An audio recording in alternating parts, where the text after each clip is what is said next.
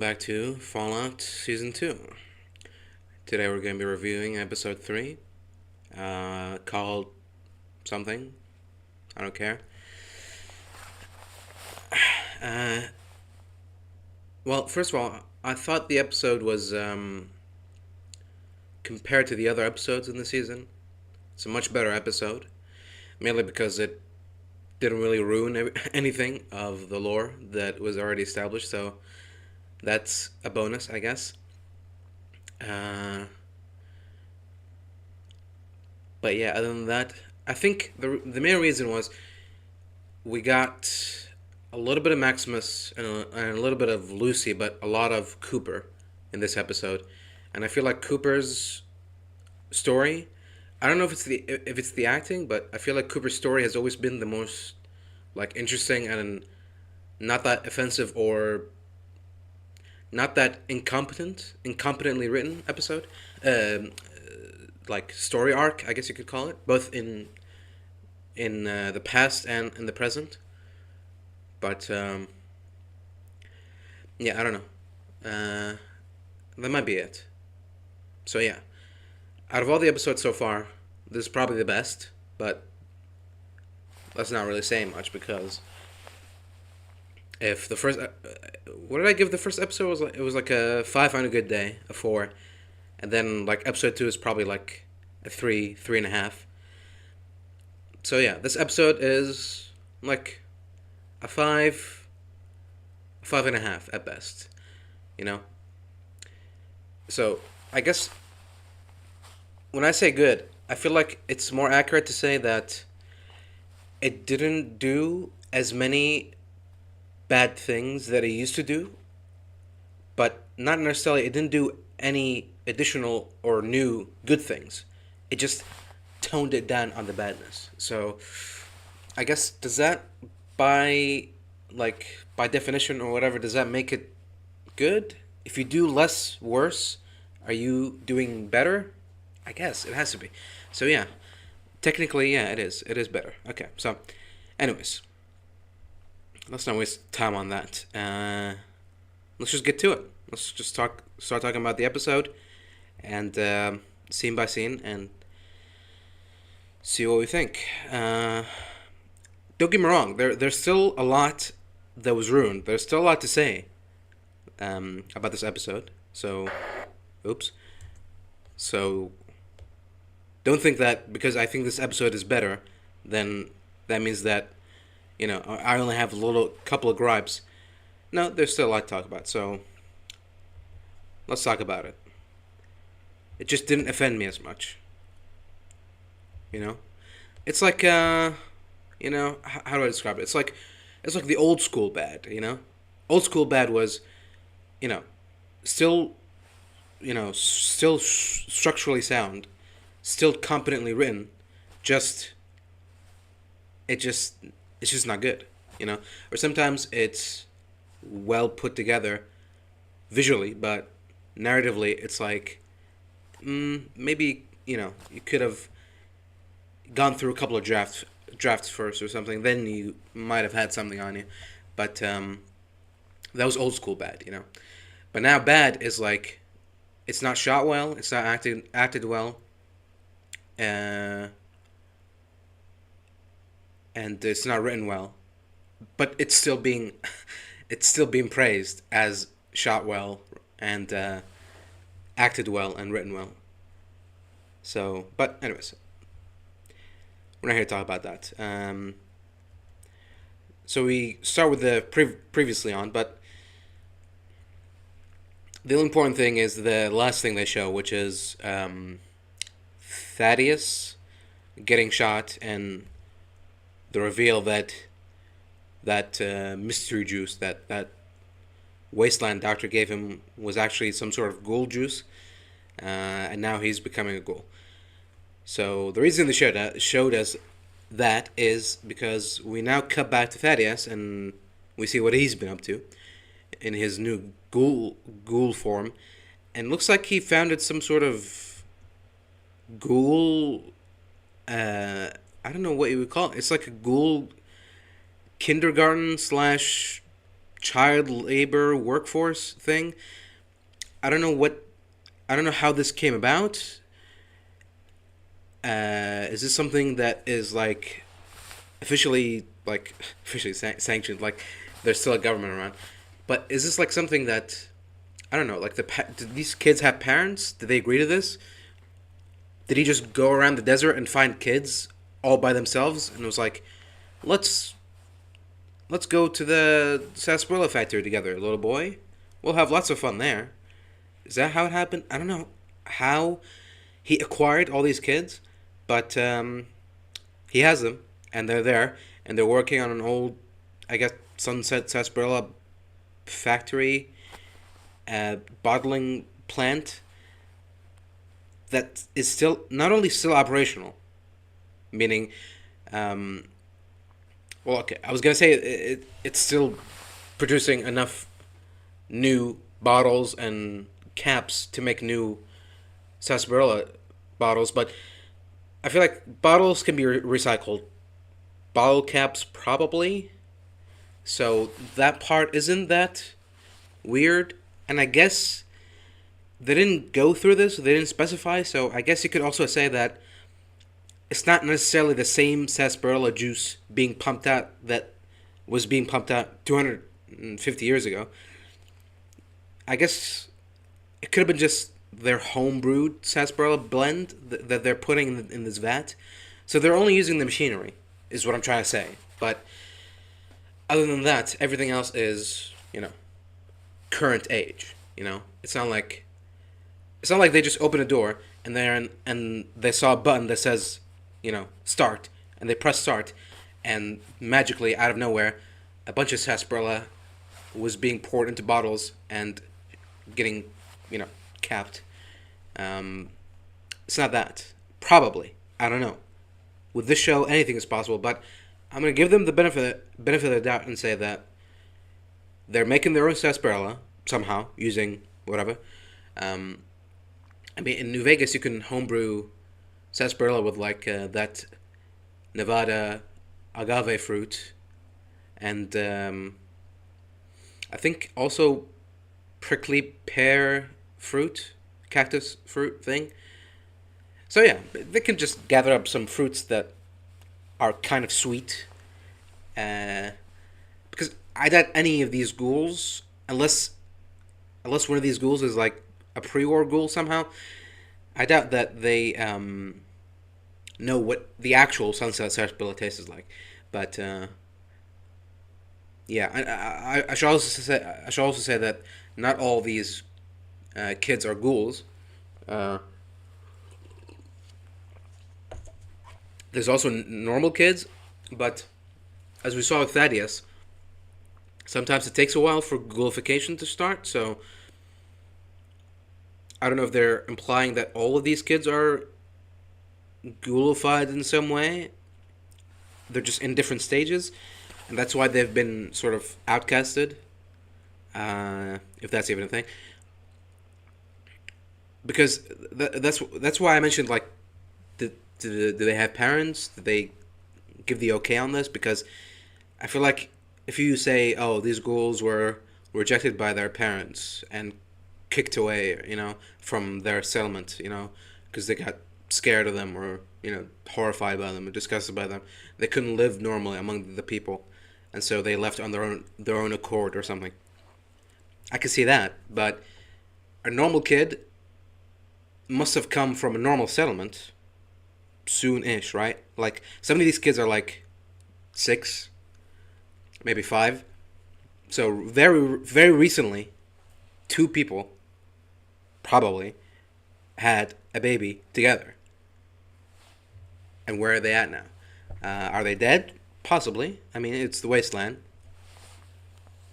But the show isn't spending much time talking about that, though. So I feel like maybe I shouldn't spend as much time as well.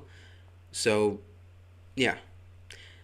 Somehow, some way, a bunch of normal and ghoul kids, bunch of human ghoul kids, got together, working under Thaddeus somehow. Again, don't worry about that part. And they're all working in this bottling plant. Um,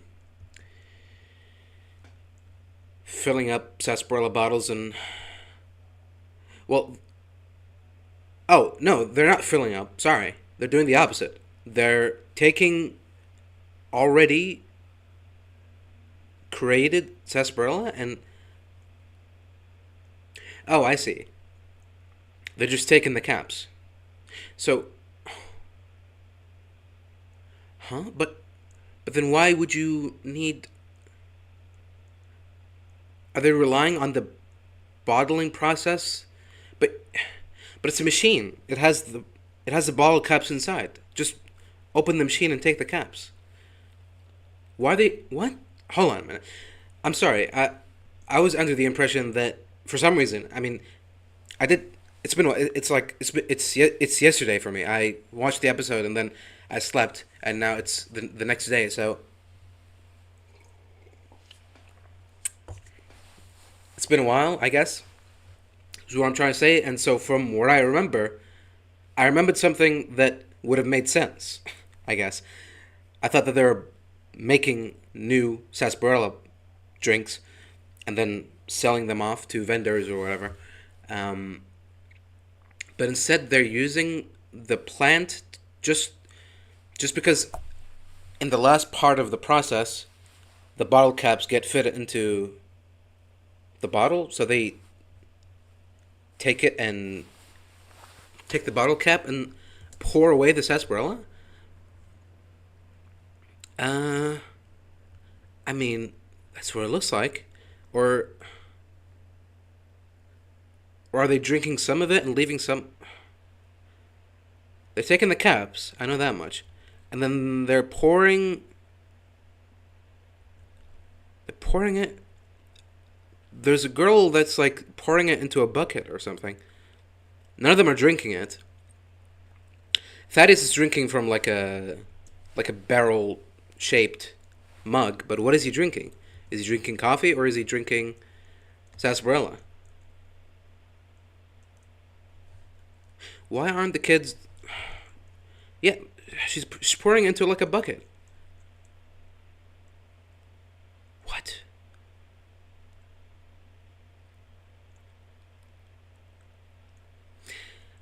I guess you could say that maybe these are these are old world, like very late, very expired um, sarsaparilla bottles, so they're not drinkable anymore. But the bottle caps are still useful, so they take the bottle caps and pour away the drinks. But I don't see how that's possible. No, yeah, they're just pouring it into a vat. What? Why are they doing with that? Why would they do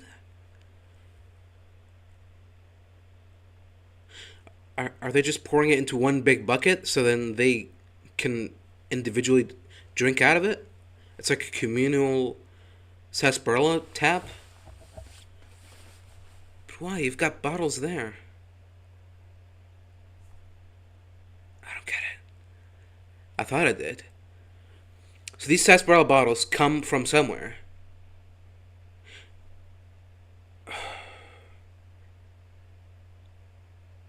Okay, maybe I'm missing something. Maybe again because it's not explained. But uh, I guess they could be just running the automation thing, the conveyor belt process. Mm, maybe. So here's what I'm thinking. Okay, so they're again none of this is being explained in the show, so I have to guess only. But maybe they've got a bunch of empty bottles, right? And they put on the conveyor belt from the start, and the machine fills it up with something. Maybe they just put water in or something, right? And and then in the next thing, the machine puts the bottle cap. So then the kids take it. They take the bottle cap from the machine and pour away the whatever is inside because it's not really sarsaparilla. And then they take the empty bottle and then they restart the process, creating more and more caps. But if that's the case, then my original point stands, which is surely there's not an infinite amount of bottle caps in there. And even if there is, what's stopping you from just breaking into the machine that has these bottle caps and taking them all instead of doing this process? If you're not drinking them and if you're not selling them, then just take the caps. Cut the middleman out. But instead, he's working these kids to manually open each bottle and then take the caps.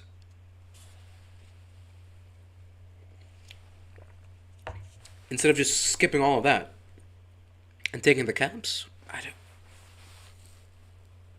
don't know.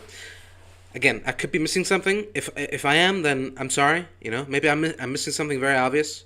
It happens sometimes, but if that's not the case, then I just don't get it. But anyways, so whatever. They've got a thing, and he's got a thing, and he's living the dream or whatever. And best part about this place. Oops, sorry. I really should have brought my headphones. Okay. I just got caught off guard because when the kids start complaining, he's like, oh yeah, he's got, he's saying that we've got a great place here, we've got a roof over our heads, we're very well defended perimeter, which is, funny seeing how this episode ends. And one of the kids is like, what about water? And he says, just drink the soda, all right? So they do drink the soda. So why are they pouring the soda? What are they doing with the soda then? Why are they pouring it into buckets? I don't understand. Are they pouring it into buckets because they're trying to recycle the bottles? But, you could recycle the bottles after you drink out of them. But I guess that would mean that they have to 24/7 drink sarsaparilla, which can get a little bit problematic eventually. But I'm sure you can spare it. I don't know. It's very weird. Okay, well, you do you, I guess. But yeah, okay. So we solved that mystery. All right. So it is sarsaparilla is being made either from the machine or some sort of homemade recipe. That's still not clear, but a sarsaparilla-like drink is being made, bottled. The bottle caps are taken, used as currency, and the soda itself is being poured into a big bucket that everyone else drinks out of, and the bottles then get recycled. So yeah, great. Doesn't really address the food issue though, but I guess I could just, eat one of the kids or something, So hey, little Billy, why don't you? I think I saw a cute little kitty cat in the back of that shed there, And then suddenly, oops, sorry kids, looks like Billy had an accident and he slipped on a landmine. But luckily, we also found this recipe for, a homemade stew. Is anyone interested? It's not made of human meat. Don't worry about it. So yeah.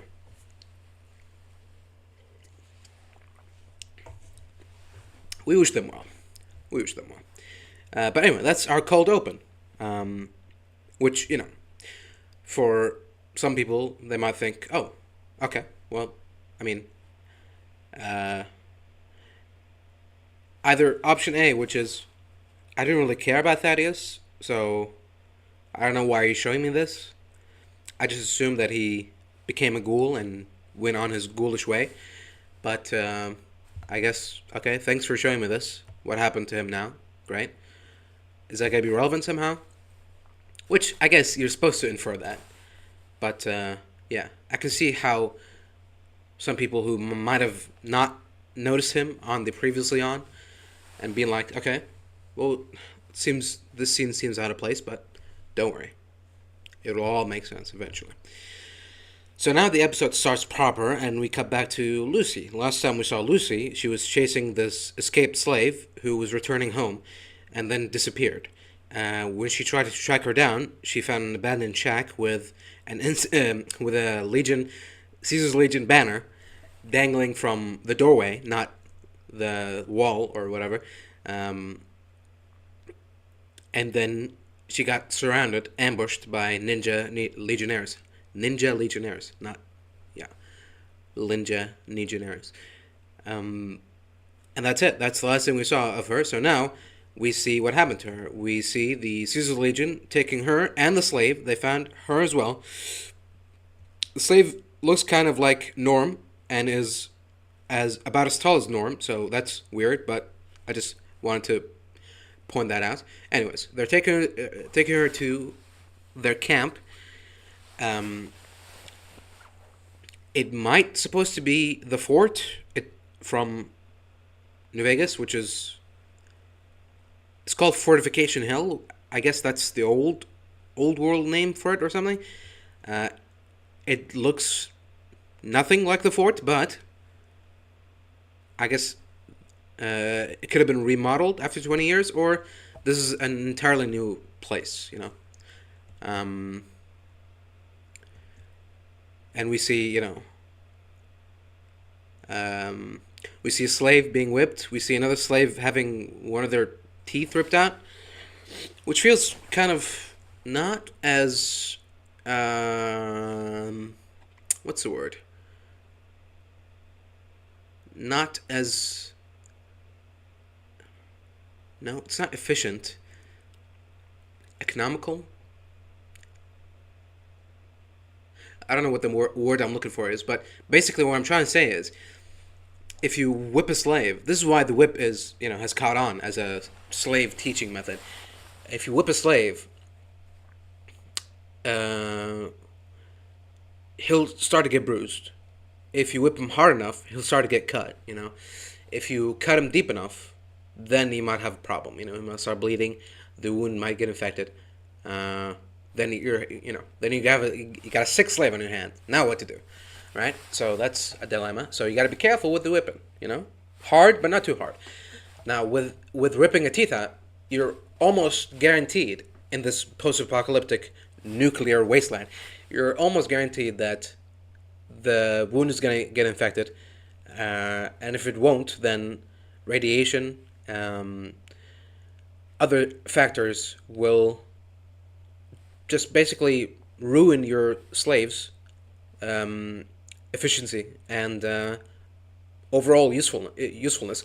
So, if you're punishing a slave for being useless by making him even more useless, that's like, you know, counterproductive, I guess, is what I'm trying to say. You know, it's like, I don't know. It's like someone working on an assembly line putting things together and being a little too slow. So the you know, the enforcers or whatever, the boss man comes in and cuts off one of his hand. It's like, now I want you to be double as fast. It's like, how? I only got one hand. So, you know, it's not as, you know, critical as a hand, a tooth, but still. But anyways, I mean, teach their own. You know, that's how you do things around here. I won't tell you otherwise. So, anyways, we see that. We see them moving around like some sort of anti-air gun or something.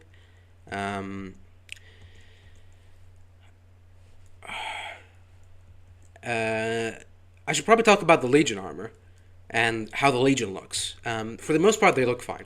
From behind, they look fine. In front, when you see that white paint on them, I'm not sure about that. I feel like the whole point of Caesar's Legion was Caesar taking the tribalism out of the tribals. So seeing them being more tribal-like, it could be like clever world building, saying that after Caesar died, the old ways of Caesar also died with him. So Caesar's Legion has become more progressive towards tribal customs. Maybe that could be what they're trying to say. I doubt it. It's more likely that they thought what would look cool.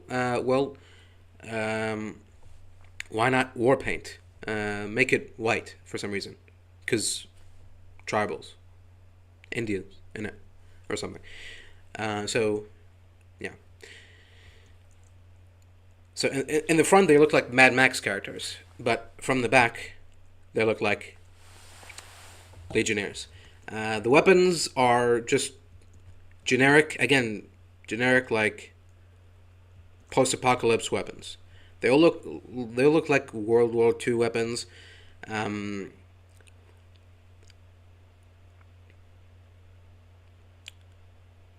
It's like what's it called? It's the Sten gun.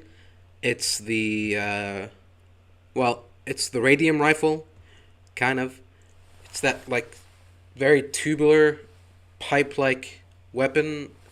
Very slim. I don't know. Was it really too difficult to, like, okay, maybe it would have been difficult to create a new gun like the 12.7 millimeter pistol or SMGs they use. That would have been a little bit difficult, especially to give it to every Legionnaire. But give them like a 9 millimeter pistol, that exists in the real world. A Browning high power. Give them a Smith and Wesson 357 Magnum, or a 44. Give them repeaters, lever action rifles, lever action shotguns, pump action shotguns.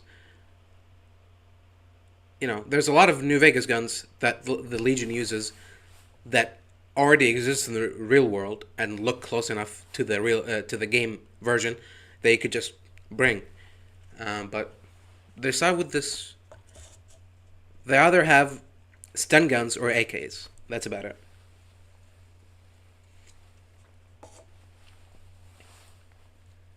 I don't know if that's them being cheap or lazy, or I don't know. Did they really think that this was a good idea? Somehow. I don't know. Is this supposed to be like, these are the weapons that we thought would survive the nuclear wasteland, the nuclear apocalypse? An AK. I don't know. I don't know why. But yeah. Armor is half impressive. The Centurion armor looks pretty good. The helmet, spot on. And the pauldrons, great. Although it's a little bit conflicting now because the pauldrons are supposed to be like taken from Brotherhood power armor, and the helmet too, probably, or maybe not. But yeah, the pauldrons definitely. So, and the pauldrons are gray because the old T-45 armor from Fallout 3, which is what it was based on, is, silvery, light gray. But the new T-60 power armor that everyone uses now is like black, more dark. So it's a little bit outdated, but I mean, it's fine. We don't know how old this gear is, so that's fine.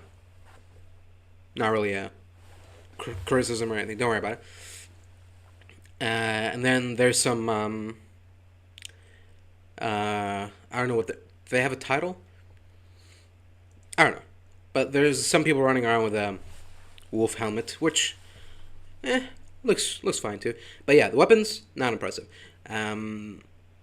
The medieval axes, I mean, I feel like, again, another wasted opportunity to bring in a bumper sword or the machete gladius, any of that. But no, we just have spears and axes. which I mean, fine. I guess you could say that they ran out or something, or all of the old weapons that the Legion used 20 years ago have gone rusty or something, or got lost or something. Anyways, that's not a big deal. Um, so we finally see where they're taking her, and they're taking her to, I guess, the legate of. I don't know if there's. This is. I'm gonna have to think about this, but I think has it been established that there were multiple legates at the same time? I don't think so, right? Because Joshua Graham was the first legate, then Lanius, and then and then Macaulay Culkin, of course, Macaulaycus Culkinus. Um, so yeah,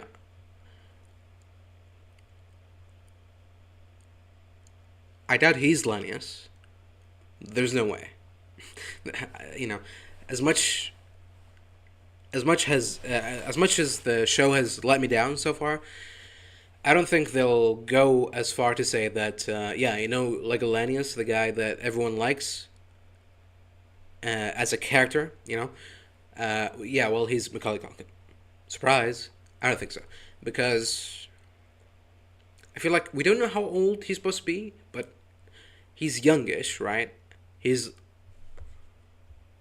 he's like in his 30s or something in New Vegas, right? Because the stories that Caesar told us about him was like since he was a teenager, he was pretty strong and stuff like that. So I think he's supposed to be like you know, young-ish type. So early 30s minimum, late 30s maximum. Somewhere between 31 and 37. So 20 years later, he'd be like early 50s, late 50s. Does Macaulay Culkin look like he's in his late 50s? No. So this is probably a new legate. What happened to Lanius? Is and yeah, this is probably another. I feel like I've already talked about this, but this is another perfect opportunity to talk about the state of the Mojave, because since basically the start of the game, it's implied, or it's inferable, but later on and until the end game part, it's pretty much declared to you pretty straightforwardly that there's only room for one leader. There's only room for one major faction in the Mojave. So, do you want that to be the NCR? If so, support the NCR. If you want that to be the Legion, then support the Legion. But if you do that, then the other factions, the other powers, will have to either be forcibly removed or, coerced into moving. So basically the question I'm trying to get to is, which ending of New Vegas is supposed to be canon? Because this takes place after New Vegas, right? So the presence of Caesar's Legion and the NCR in the Mojave alone should make it so that you can't then go and say, yes, the NCR are in the Mojave, yes, the Caesar's Legion are in the Mojave, but New Vegas didn't happen. There was no courier, there was no platinum chip, which I feel like that's what they're implying, because they keep talking about that cold fusion thing, and not anyone is talking about the platinum chip so far.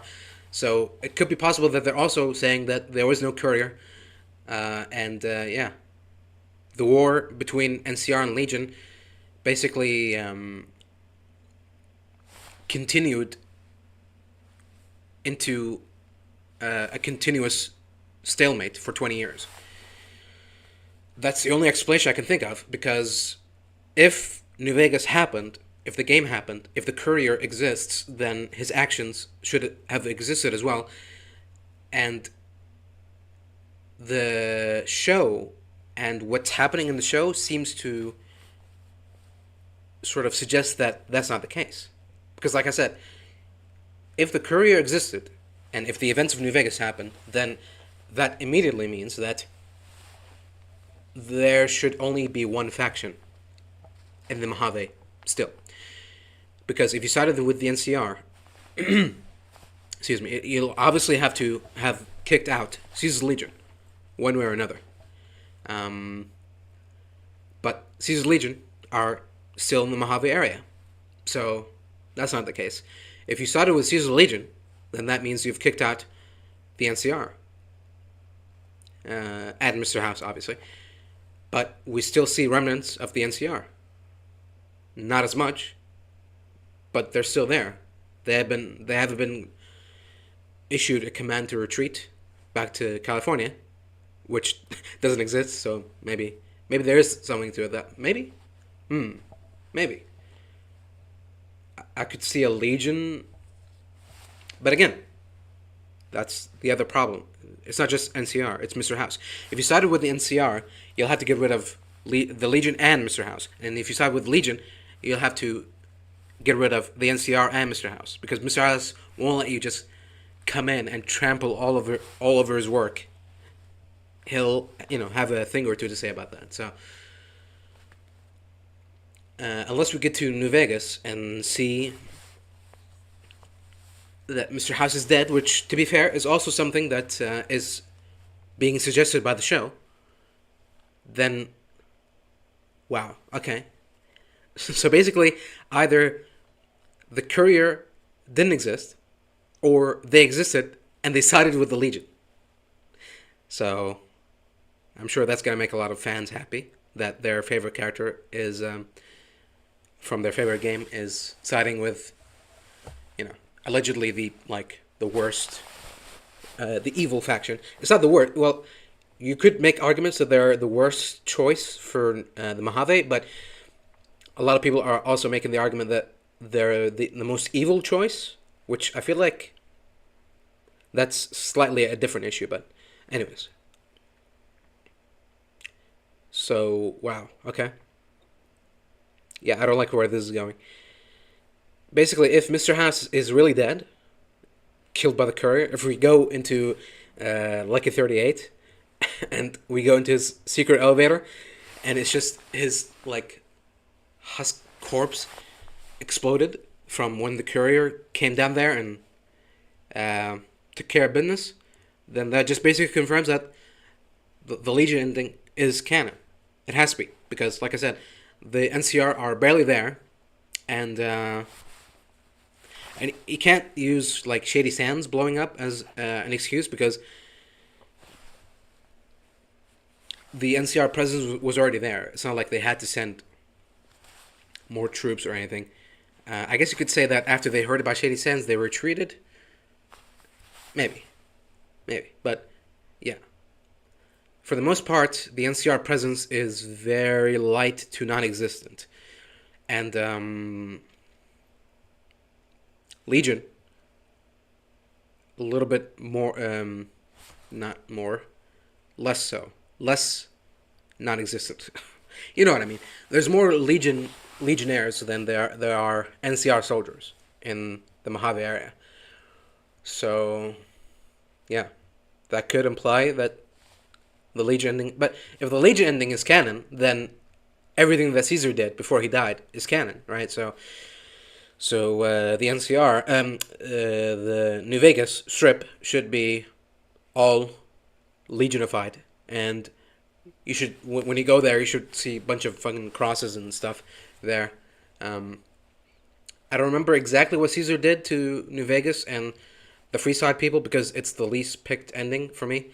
Usually I side with NCR when I do.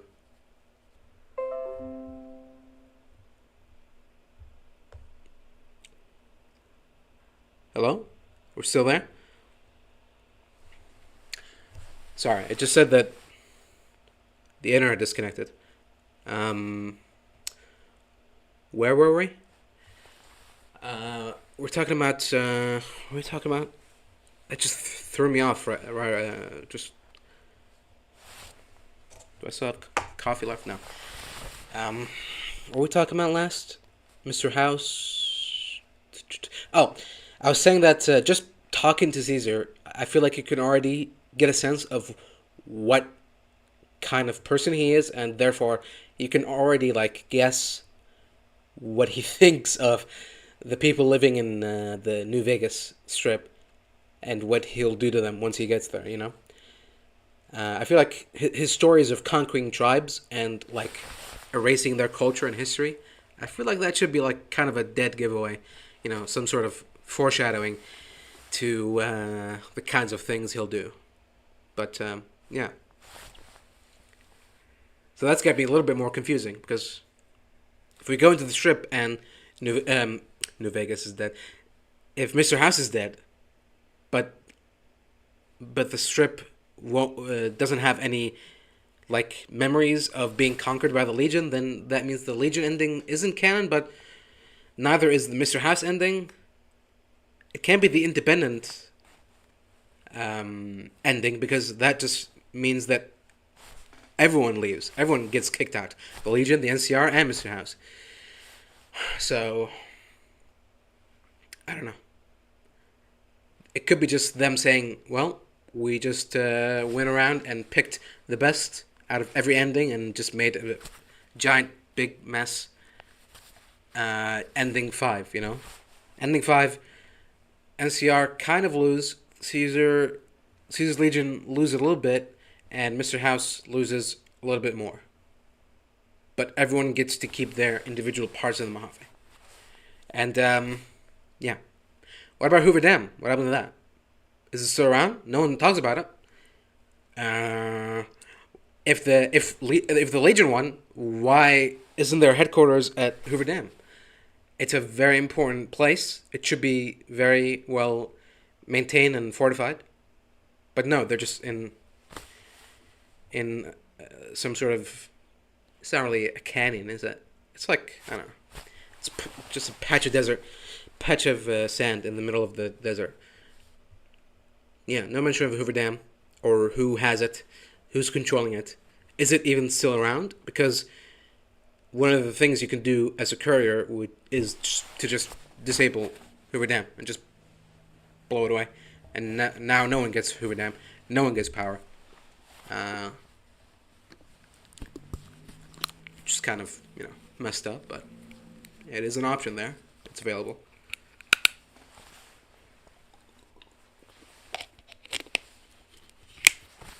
That would be pretty funny too if they say that not only did the courier side with Caesar's Legion, but he also destroyed Hoover Dam because he's the biggest scumbag in all of Fallout history.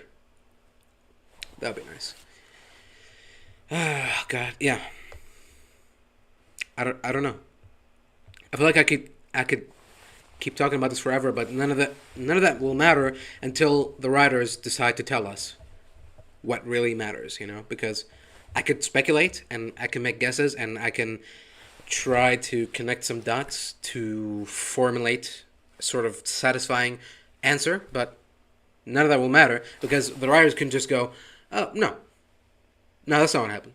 Actually, so Caesar's Legion won at first, but then they got kicked out by the NCR, and there was a third battle of Hoover Dam, and then Mr. House came in on a flying robot, and he blew up Hoover Dam, and then no one got Hoover Dam, and then the NCR went to war with Mr. House, and then he kicked them out, and then the NCR, on their way back, found a new, just out of nowhere, created a new faction, and they went to war with them, and that faction got wiped out, and then the NCR went back home with some losses, and then one of the kids of that new faction that we made up survived and tracked the NCR down to have revenge, and that little kid was Hank McClain. So you see, now all of his actions are justified. Everything he did completely makes sense. Don't worry about it. Wasn't he from the pre-war world? No. Didn't happen. Don't worry about it. What's going on there? A little bit of overlap action. Okay, so we're done discussing the fact that the Mojave seems to be the future or the past, I guess. The past events of the Mojave seem unclear so far, which is not good. I feel like in a new IP, in a new story, you could get away with not explaining everything right away. But when you're in an already established world with a lot of expectations and a lot of um, unanswered and a lot of, loose ends to come in and go, so yeah, these guys come in the Mojave Desert, and there's Caesar's Legion there, and the NCR are there too, and Mr. House is there too, and then it's like, well, hold on, what do you mean? Didn't wait. So who won the war? Oh, I don't know. What happened to Hoover Dam? Is it still there? Who? I don't know. You know, so that's not good. That's not good, is it? You know, am I making sense? Did I explain my point? It's like I don't know. It's like creating like a story in Star Wars where uh, it's set after Return of the Jedi, but it doesn't mention the Empire, the Emperor, Vader, Luke, the Jedi, the Force, anything. It's possible, but not when it's set in like, Tatooine or Endor or, Hoth or something. Bespin, yeah. Imagine like a story set in Cloud City after Return of the Jedi, and there's no mention of, where is Lando? Where is Lando Calrissian? Is he still running this place? I don't know. What about the Empire? They're still around. Not all of them got eliminated. Is there like a hidden Empire base here on Bespin? Maybe some remnants hiding out, plotting out their revenge against the general that. Well, was he a general? But against the one of the people responsible for bringing down the Empire. Is that the story we're about to see? I don't know. Yeah. Does that make sense now? I don't know. Anyway, we'll get back to the episode. Okay, here we go. So we see the legate, and I don't know if it's the armor. The armor looks good enough. The helmet is a little bit too big, and the removing the eye part of the mask just makes it look like a masquerade mask, not an actual like wartime mask. And yeah, it's all right for the most part. It's all right. My I guess you could call it gripe with it is that when it cuts to him, he's like this tall. The framing of the shot, it's like all of this is exposed, and he's just at the bottom of the screen, and he's just got his arms crossed. It was like a lost little kid looking for his mom or something. It's like, it doesn't really exude power or intimidation or anything, and it's not entirely the actor's fault, but it's the framing of the shot and stuff like that, and also the mask and the armor looking a little bit off, So it's a combination of everything. Yeah, but other than that, it's all right. And the legate is mad at the slave for losing their legionary, which I feel like. Okay, look. I get that I'm a slave and I'm just supposed to shut up and do what I'm told, but I'm not the babysitter of your soldiers too. Like, we got attacked by rat scorpions. What do you want me to do? But apparently that's not good enough. I guess this must be like a new rule that they established in the 20 years. it seems like a very specific rule. If any slave loses their legionary on their expedition or whatever, will have their throat slit. Thus, to create the great mighty Kaiser. I don't know, but that's that. Your house, your rules. Whatever. Who am I to complain? Just feels odd, Just feels weird. That's all. A little bit. Okay. So yeah. He sees that she's there at her legionary. I guess this is supposed to be like them saying that their soldiers are more important than the slaves or something. But again, I feel like the Legion are all about strength. So I feel like if she came back and their soldiers didn't, then I feel like the more appropriate or more accurate response would be like, wow, you made it back and not one of our soldiers. You're either somehow stronger than our soldiers, or you're hiding something. You secretly stab them in the back or something. They wouldn't be like, what the hell? What happened to Frank? Why isn't he back with you? Oh, what? You're useless. Get her out of here. And again, talking back to waste of a good slave. Is that something that the Caesar Legion would do? I mean, she seems. I was gonna say she seems remorseful, but it's not really a remorse. It's more she's pleading for her life. But what I'm trying to say is that I feel like she'd be willing to do anything to just not die, which also includes remaining in servitude. So this is a good chance for you to go. All right, whatever. Obviously, Frank wasn't good enough to handle a bunch of red scorpions. Then, fuck him. If he's not strong enough to handle what the wasteland throws his way, then that's his problem. Anyway, slave, get back to work.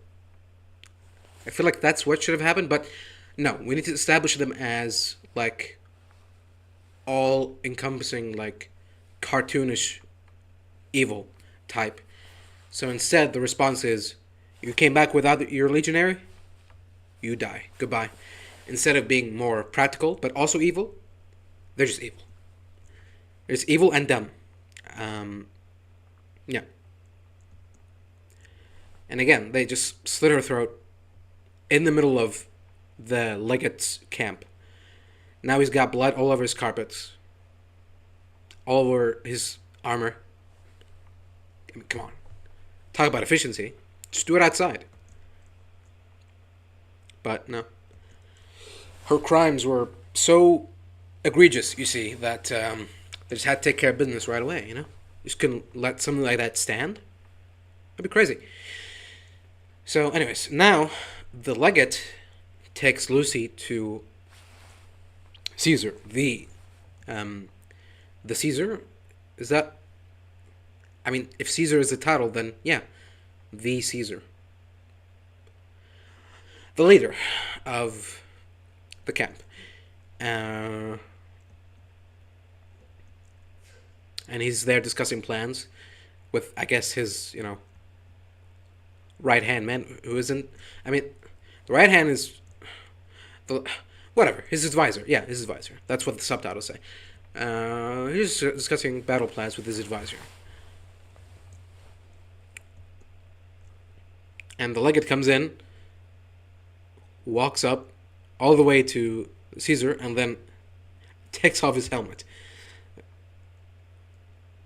And then slowly turns back to the camera for a dramatic reveal. It's almost like, it's almost like there's a little bit of a meta element, like, this isn't your average soldier. This guy is a pretty big deal, so we're going to give him the VIP treatment. Which I'm just imagining that from the point of view of the other people there.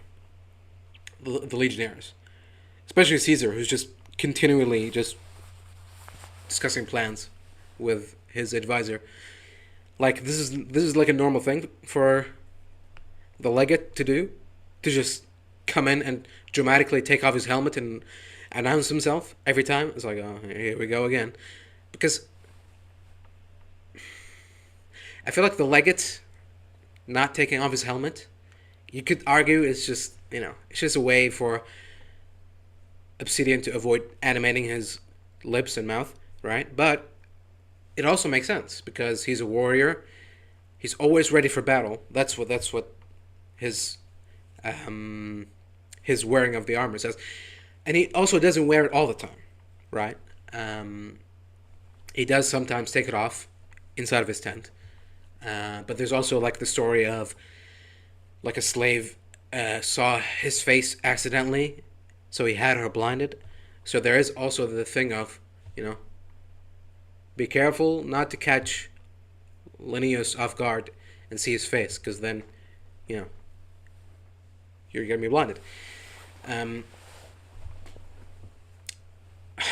I guess the point I'm trying to say here, that this legate is in an outside environment. He's not in his tent. It's not an intimate, personal space. They're in a war with, we're soon to find out, the people next door. So I feel like having a helmet on at all times is probably a good thing. If you want to take the mask part off, I mean, that's fine, I guess. But keep the helmet, at least. Why take it all off, I guess you could argue that they're inside Caesar's tent, so there's enough security around to feel secure, but, I don't know. It's kind of weird, Like, if you're planning to take the helmet off, then why not take it off before you went to see Caesar?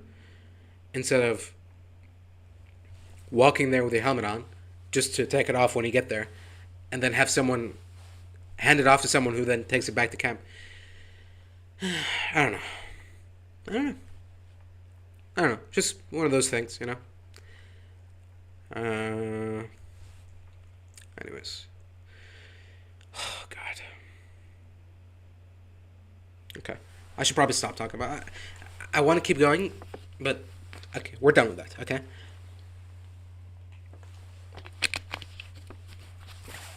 I feel like I made my point clear, right?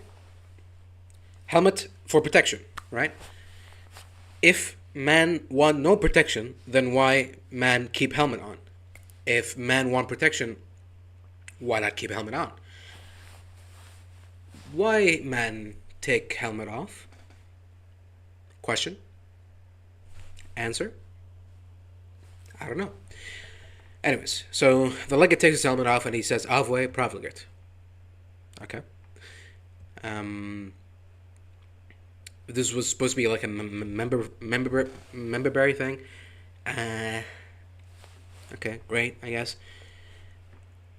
If he said Avwe true to Kaiser, that would have been more awkward. Avwe profligate. Why bother? Why bother saying Avwe? I feel like, considering the Legion's view on women and how some of the Legion members will address your character if you're playing as a female character, I feel like you would have been like more like, behave yourself, profligate, or or you will be put in the slave rags, or something, But I don't know. Maybe he's trying to hit on him. But maybe that was his way of, that was his pickup line. Avwe profligate, It usually works on the slaves, at least. And yeah, and then just cuts back to Caesar, just continuing to talk with his advisor, like he's in a different room or something. Instead of looking up like, oh, hello, legate, what have you brought me today? Instead, he just, I think we'll go over there. We'll take the corner around there. Yeah, that's good. So Lucy then has to go up to Caesar and say hi to him, and then that's when I think it's Legatus Mecalicus says, how dare you address the great Kaiser? I feel like, I mean, if he's not gonna address me, then I have to address him, right? Am I supposed to sit here and wait for him to finish? Can you just take me back, and when he's done with his battle plans, can you then take me to him then? Instead of having me just sit there? Stand there, But, I don't know. And then Lucy's confused. She's like, Kaiser? But you guys got the whole Roman Empire thing, not Germany, you know? And it's, yeah. So it's like, oh, Kaiser? No, it's pronounced Caesar. And Kaisers were German. You have more of a Roman theme. So I think it's Caesar. No, I think it's Kaiser because it's Latin. It's not German. Yeah, yes, it's a German title, position, but it's also a Latin word. And in the last episode, you complimented the slave for knowing her knowledge of Latin. So therefore, it's safe to assume that you know Latin. So you should know that. I don't know. So did they teach you the language, but not the fact that Romans spoke Latin? Did they forget to acknowledge that part? If they have a Roman theme and Romans speak Latin and say phrases like Avwe, I feel like it should be on point for them to say Kaiser instead of Caesar, because that's a more modern pronunciation. So, but no. In the first episode, in the previous episode, she's complimenting the slave for her Latin knowledge because that was great and everything. And in this episode, she conveniently forgets her Latin knowledge because she has to make a joke. Oh, Kaiser, you guys are silly. Oh, Caesar, oh, you guys don't know English. When the whole point is that they're not English, they're Latin. But, to be fair, it is a little bit confusing because they mix, like, Latin and English together, so there is some confusion. But, I don't know.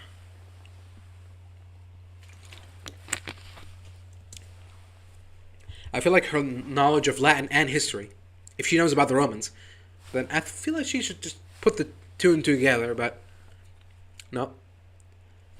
Funny stuff. So anyways, Lucy then, after insulting Caesar to his face, she then tries to continue talking, and that's when Legatus Mokanonikos interrupts her again and says, "Shush, we're discussing your prima noctis." And then she goes, "What? Okay, that's it. You guys are just... shame on you, So it's like, oh, so you do understand Latin, right? So what am I missing here? Are you just selectively forgetting things? I don't know. So she knows what that is. Maybe she read it in a book or something. And then again, she educates people, that prima noctis isn't even a Roman thing. It's from the Middle Ages. They just borrowed the Latin words of it. So again, wow, you really know a lot about Latin history. That's great. Yeah, I don't know. Do I want to talk again about how, like, Lucy's main character energy is kind of... It's a little bit stale, but I can see its appeal to some people, but my problem is, does it make sense still? Seeing what she has seen in this world. Like, how far do you need to push an optimist into becoming less optimistic?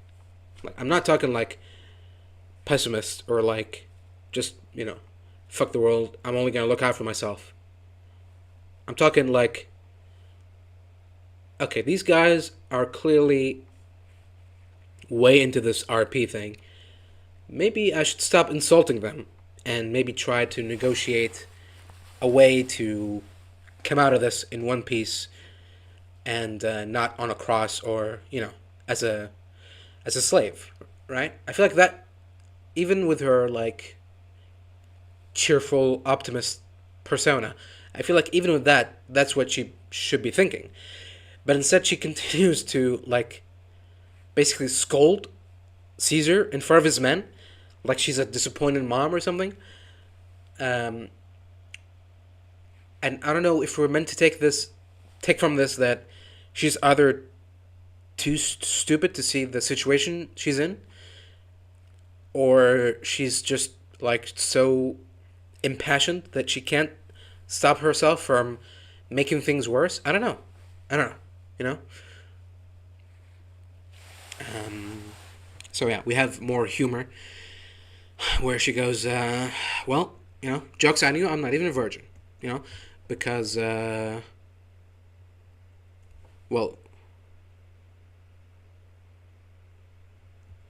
what did she say specifically? She first mentions, oh, she says, yeah, I'm not a virgin, and also, there's also all that cousin stuff I did. So, looks like we're out of option. Which I feel like, again, no.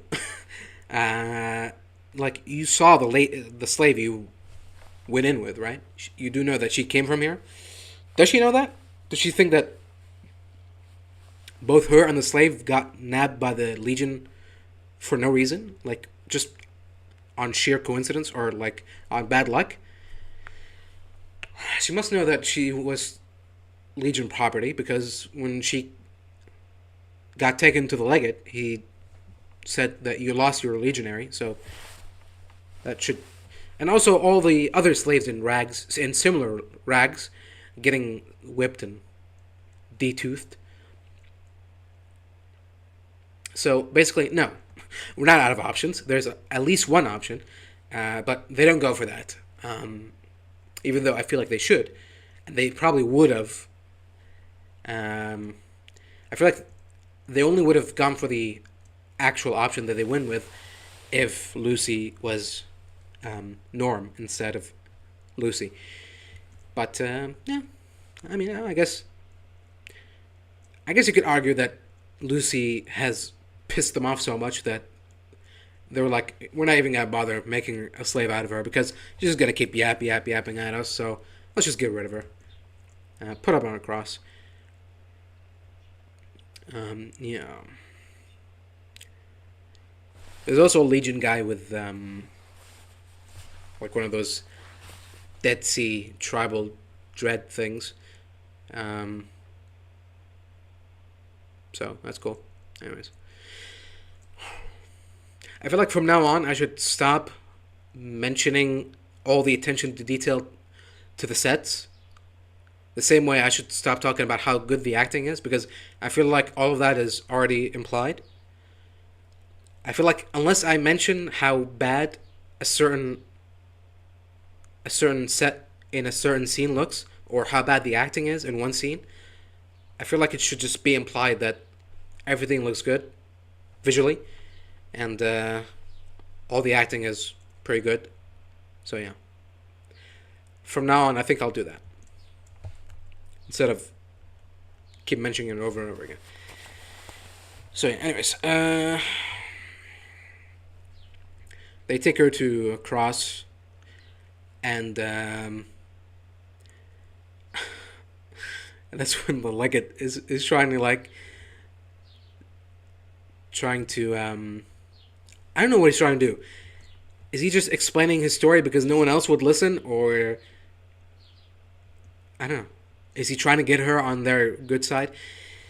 It's like, well, you don't understand. We're at war. We're having a tough time. That's why we're like this. We're not always like this. It's just it's really hard. We're fighting the NCR. We're fighting the Brotherhood. So some.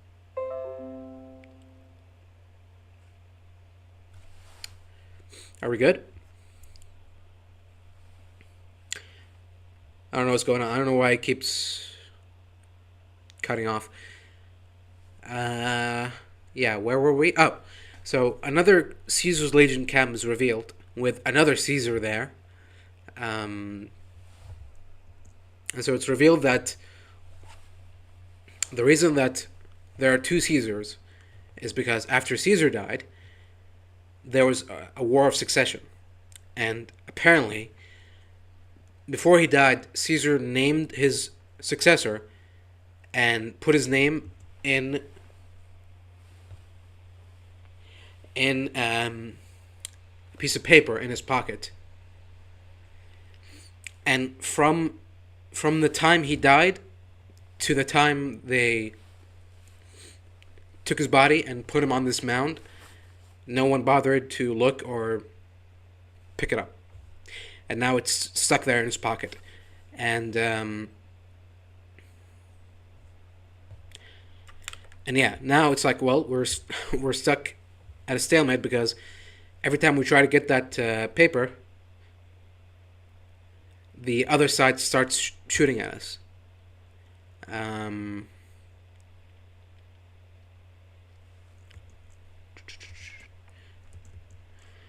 Which I feel like so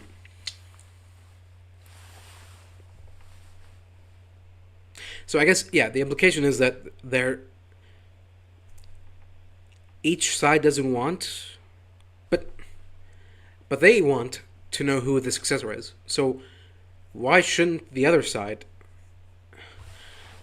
I don't know. It doesn't make sense. Okay, so one side is like, no, we want Agent Caesar, and we want him to be our Caesar from now until forever. And anyone says otherwise will get shot. But the other Caesar is like, no, I think we should follow, the OG Caesar's words and pick the successor, whoever it might be. I mean, this person might already have been killed or something already. Try and look at this piece of paper. I rotated the footage. So the first part of the paper says I am. But then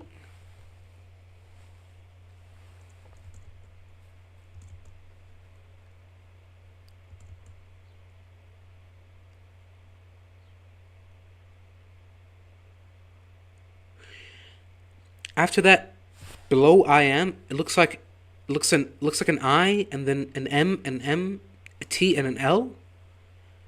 Like I am immortal, but he ran out of space to write the whole thing. I am immortal. That's the only thing I could. It's not a name. It's not a name. I can tell you that much because it starts with I am. So yeah, I don't know. I am immortal.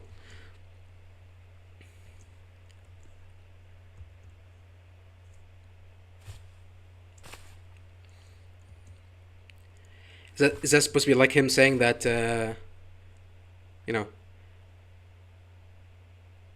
the next Caesar should be no one because I'm the Caesar. I'm the only Caesar. Is that what it's supposed to be? Okay. Well, I don't. Again, this could have been another opportunity to reveal the events of New Vegas. If they say he died of a brain operation, or if he died of a brain tumor, or if they say that he died because some crazy courier went into our camp and shot everyone up, and shot him and all of his Praetorian guards. It was like the craziest thing ever. But no, they just say he died. And he calls him like the great founder of our empire. Like he's this guy that is like from 100 years ago, when it was only 20 years ago. Like theoretically, yeah, like Macaulay should have been like a kid when Caesar was still around. He should know him. But yeah, I guess not necessarily if Macaulay is from like a recently conquered tribe, maybe. But how did he climb the ranks to legate so quickly?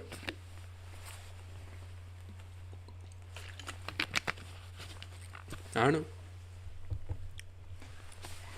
Yeah, anyways. So yeah, Caesar's dead. Rip. And now there's two people who want to be Caesar. And they've got their own followers. And there's clashing.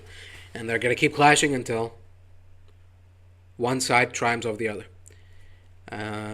Lucy offers to help. She goes, I have experience with family counseling and sometimes conflict resolution. It's easier than you think. And obviously, this is a setup for a joke that, with the punchline being a snap cut to her on a cross, which I feel like if that wasn't already I guess you need to have like game knowledge to know that. But yeah, maybe. I guess you can, if you don't know anything, you could probably see her being tied up as they're taking her to like a prison or something, or they're taking her to be enslaved. So I guess it could work for some people that just snap cuts to a cross, but I feel like, well, you're clearly not gonna enslave her, and you're clearly not gonna kill her because she's the main character. So the obvious thing is to put her on a cross, which is kind of like killing her until someone eventually comes and rescues her. It's like death, but not death at the same time. It's eventual death, which isn't that what life is?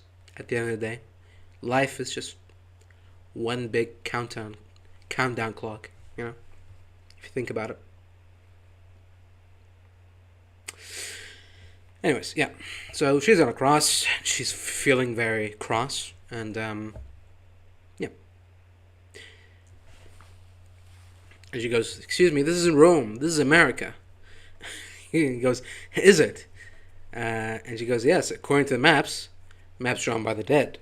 All that remains of America is the overwhelming evidence of its failure." Now, if you excuse me, you have the order. Which I feel like, for the most part, I'm on his side. But I guess I can see where she's coming from. She's still holding on to the America from that she like read about and heard about and saw from pictures and movies, apparently, because she's seen movies. There's I guess, like, what, projectors, or there's film projectors. Wouldn't those degrade? I guess you can repair them, or if you got someone from the old world, has old world knowledge, maybe they can like make one. I don't know. Okay, sure, I can see that. For every household though, or is it like a designated vault movie theater that everyone goes to? Sure. I mean, there's a chapel and a prison and all that, schools and stuff. Yeah. I guess if the whole point is that it's like a America, but in a vault, an America themed vault, then I guess movie theater. It's not that ridiculous, but yeah.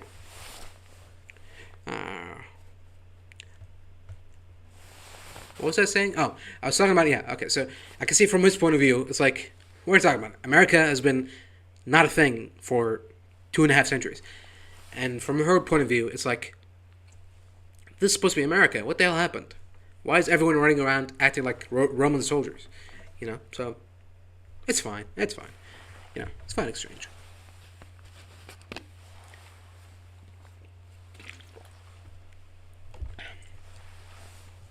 I don't have a problem with it so much. And yeah. She goes, as someone who's seen 15 movies, I can tell when, what did she say exactly? She says, like, let me see. Oh, if you think everyone else is the bad guy, chances are you are the bad guy.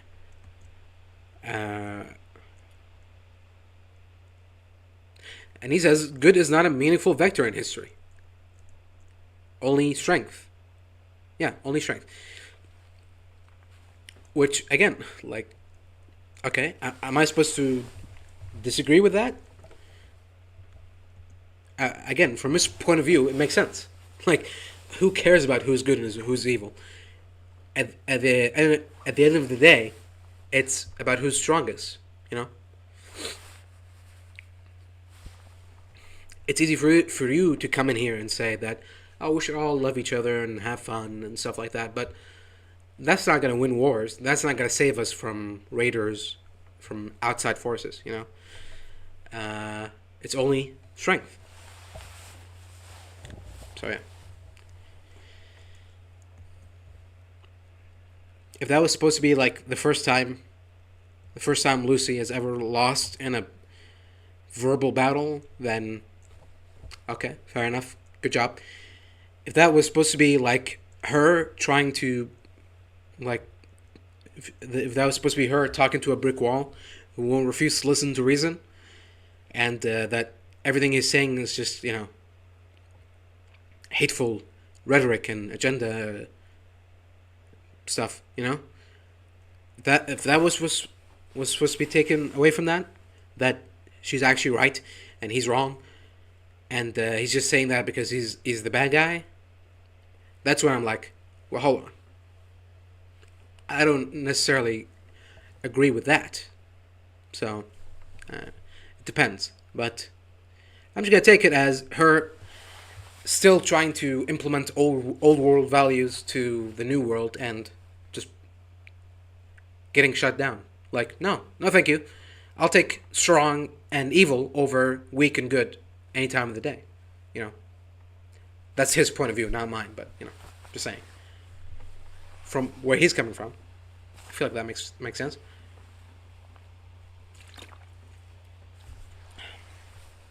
So we return to Cooper, who I'm assuming this is all happening. Well, no, I'm assuming that this isn't happening all in real time, and that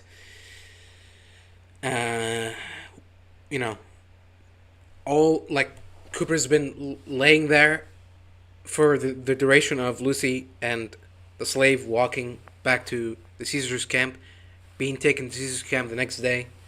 It was night when she got taken, and by the time they arrived, it was day. So a lot of walking happened. So I'm assuming this is all happening right away. As soon as Lucy left, Cooper started crawling away and decided to take a knife out and carve out the part of him, the fleshy part of him that has the venom inside. Again, I can't really tell with ghoul biology if that's something that's possible. And I don't know much about venoms as well, especially irradiated scorpion venoms. Would that work? Would cutting the source of the infection part? I feel like the main big thing about the venom is that it spreads.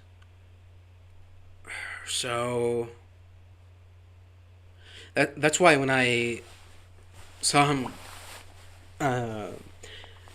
getting his knife out, I thought he was gonna cut his whole leg off. But he just cuts the part that got stung. But I feel like it's already too late, man. I don't know. Again, maybe ghoul physiology is different. Maybe I'm the one ignorant in venom stuff, toxicology or whatever it's called. Maybe. But I feel like it's too little too late. But, I mean, clearly not, because it worked. So, great. Cooper is not dead. And not infected. Or, what's the word? Poison? Poison.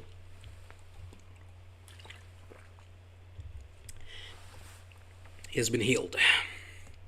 So, we cut back to Cooper in the pre-war times, and his wife is there, crying and packing her things for the vault. And Cooper comes in to check on her, and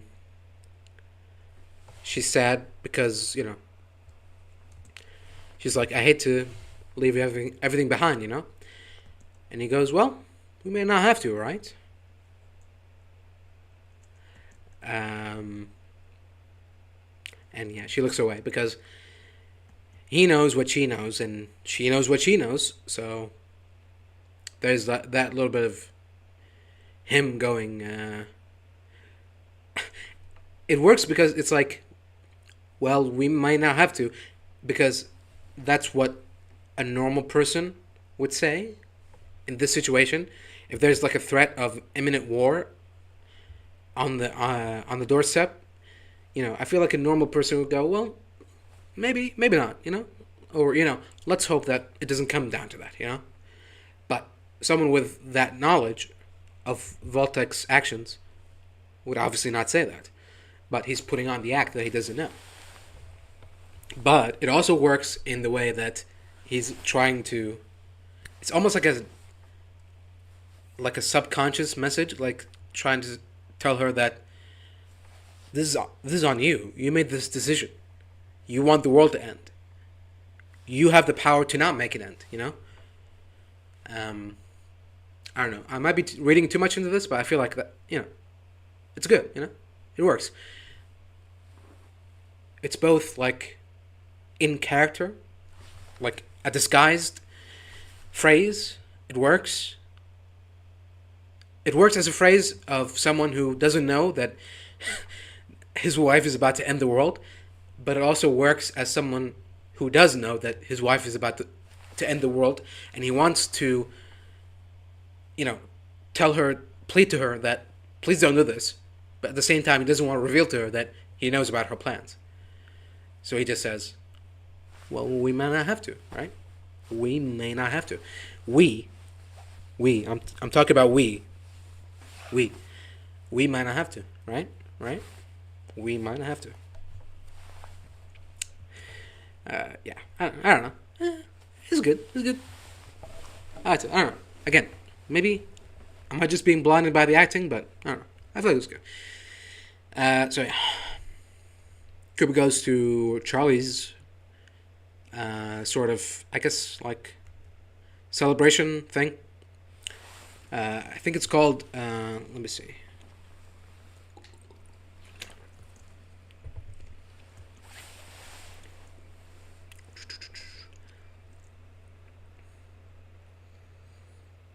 Wait for it. Oh, the American Veteran Entertainment Alliance annual fundraiser. Okay, so it's like a fundraiser thing and a fundraiser event, and as part of the event, they're honoring Charlie for his services. Yeah, and there's a lot of vets there.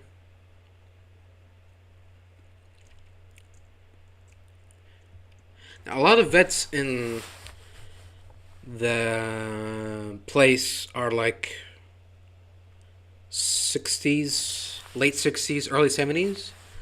So I think they brought in actual vets, like probably Vietnam vets, to act as vets. But, yeah. But in their universe, if this is 2077, then these are veterans who were born in, like, in the 2010s. So they fought in a war that took place in, like, what, late 2030s, early 2040s? Was there a war then? I don't know. I guess they could have been at Anchorage as soon as it started.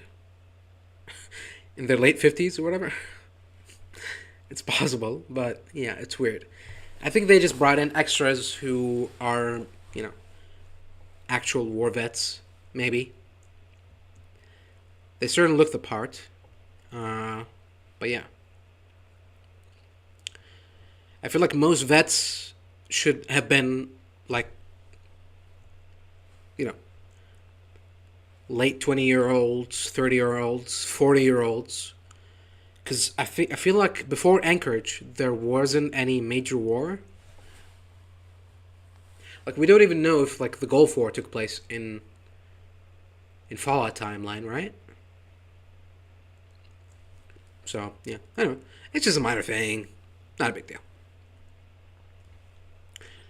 Of course, Charlie is the friend from before who told Cooper about Moldaver, excuse me.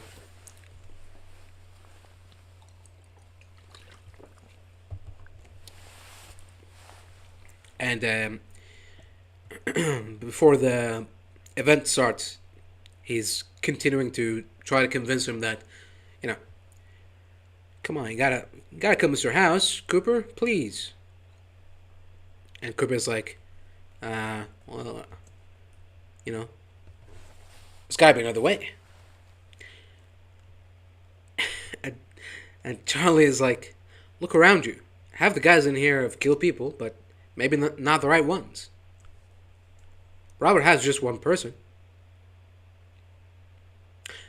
So, great. Alright, so your statement is because soldiers kill people on the battlefield, killing one person should be like should be fine, you know? Whatever. You know? It's weird, you know? It's like saying, why do you care I sold your TV? You're rich. Or something. I don't know. It's odd, you know? I get what he's saying, but killing enemy combatants on a battlefield and killing a civilian, a non-hostile civilian, is different. Um, I feel like, I mean, I could just cite Fallout games as an example. You know, if you go around the wasteland and you shoot up a bunch of raiders, even if they don't fire at you first, if you shoot them first, no one cares. But if you walk into a town with, like, you know, NPCs, if you walk into like the Diamond City or wherever, and you start shooting up the place, people are gonna turn on you. Your companions will leave you. The guards will start shooting you. There'll be a bounty on your head. It's like, why? Well, we're all killers, guys. Calm down. Who cares if I kill people? I don't know. It's not much of an argument, is what I'm trying to say. You know, like on the surface level, yes, soldiers kill people sometimes. Does that mean that killing any person for any reason is then completely fine? But to be fair, he's not saying it's fine.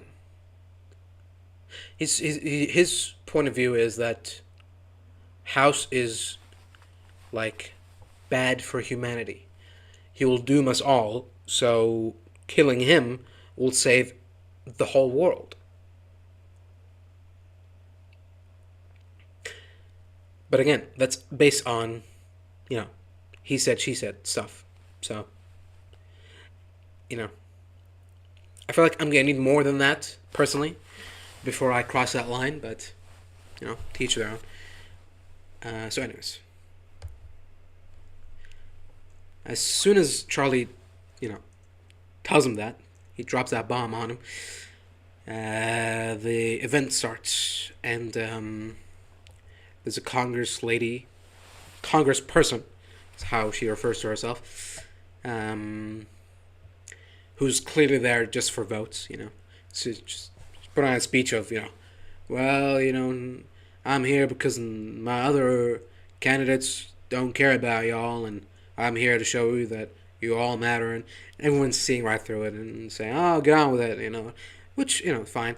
You know, I can see for some people this part may be like, maybe cringe-inducing or whatever, but I feel like, you know,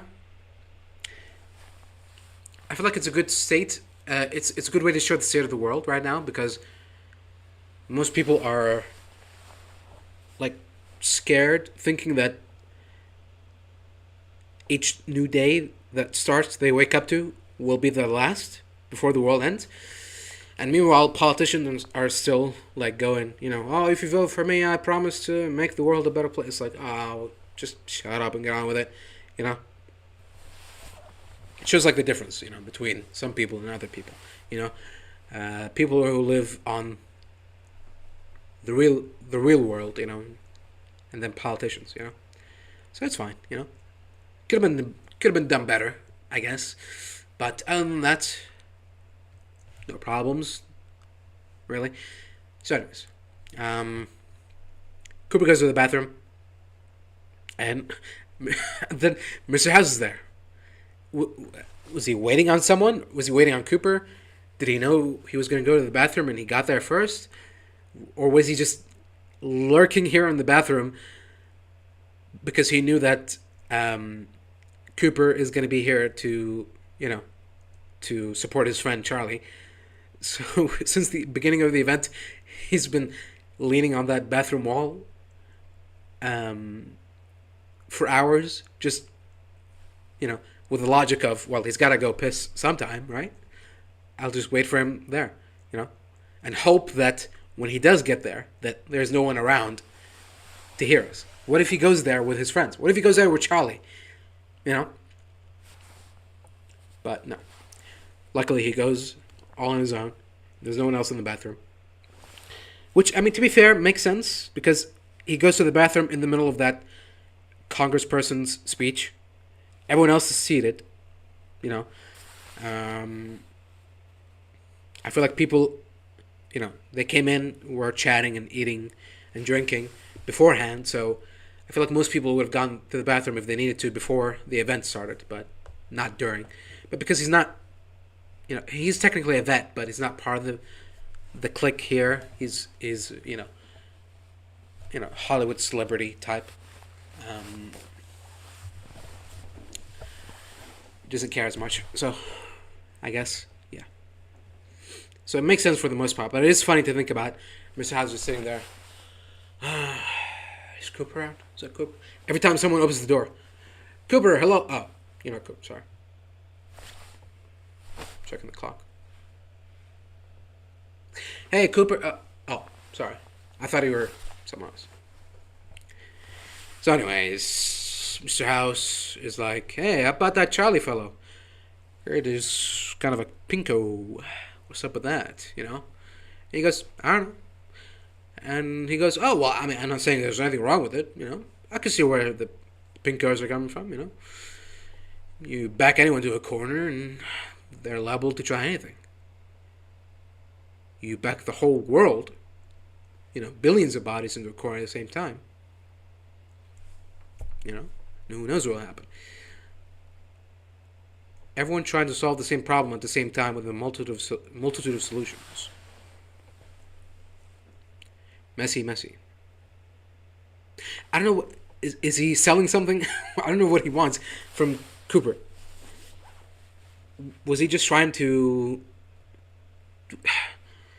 Was he hoping that he just says, yeah, Charlie is a pinko, a commie, and I'm a commie too, and we love communism, and would you like to join our communist commune, brother? And then he go, gotcha, I don't know. He's constantly got his hands behind his back, so was he holding a tape recorder? Was he holding one of those brain chips? Was he just waiting for him to go, yes, actually, I think pinkos are A-okay. And then he goes, oh, okay, well, now they said that, I'm now completely justified in putting this brain chip in you because you're a dirty commie. Anyway, so you deserve to die. I don't know. What was the plan there? Because the scene doesn't go anywhere. Cooper just shuts down all of his questions and then is like, you're not a vet, are you? Because a vet wouldn't talk to another vet about politics while he's got his dick out or whatever. When a man has his dick in his hands, okay? Why? I feel like, for the most part, just talking politics anywhere is not really something that... I feel like talking politics, for the most part, unless unless politics is your job, I feel like talking politics is usually more of an intimate thing. Like, if you're friends with each other, then you can talk politics. I don't know. Maybe this is personal opinion, but I feel like if I meet someone, I wouldn't go, how about that, so and so. I heard he's following that. I can see that if politics is your world, but if you're like a normal person, you wouldn't care. I don't know. I feel like I put friendship above politics. So that's why what I'm trying to say is I feel like, first you make friends. Then, if you want, you could talk politics. You could talk, religion or whatever, something more personal. But just opening these cans of worms on unsuspecting strangers, I feel like it's kind of weird. Anywhere, the bathroom especially, sure, but why is that a vet thing? Is that something that vets do? Is the implication that that like if you talk to a vet about politics while he's pissing, he'll just turn around and start pissing on you? Or is this like an unwritten rule or something? I don't know. I don't know what he's trying to say. I feel like it would make more sense. Like it would make more sense to say that you're a vet. You're not a vet because you would know better to talk to a vet about politics because something guns or something like they might most vets carry concealed firearms, so if you talk politics and if you talk about the wrong politics, they'll pull out a gun and start shooting you or something. I feel like that makes more sense than don't talk about politics while I'm pissing. Okay, I guess. I mean, if that's your rule, then fine, I guess. But anyways, so that's how the scene ends. That's it. I feel like if we didn't see Mr. House before, I feel like this was like more of a forced Marvel cameo than an actual scene.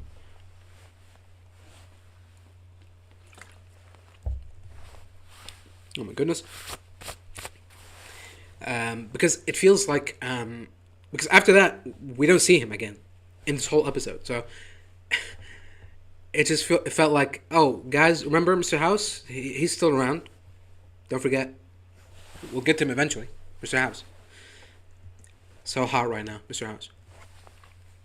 So we're done with that little scene. We come back to the Brotherhood, and the Brotherhood are in Area 51, and they're discussing what to do about the Paladin that arrived from the Commonwealth. Everyone immediately gets cold feet and backs off the sort of the proposed alliance. I think he even called it Axis last time. The axis of power. So yeah. All the other elders get cold feet. He tries to convince them otherwise. And one of the elders goes, she basically goes, this is a rebellion. We're supporting a rebellion or something. What she specifically? I'm not interested in fighting a rebellion. Which I feel like that's... Again, I don't know. Did you think that you would have gotten away with this thing entirely? Like, are you guys cut off by the Commonwealth so much that you honestly thought you could get away with this?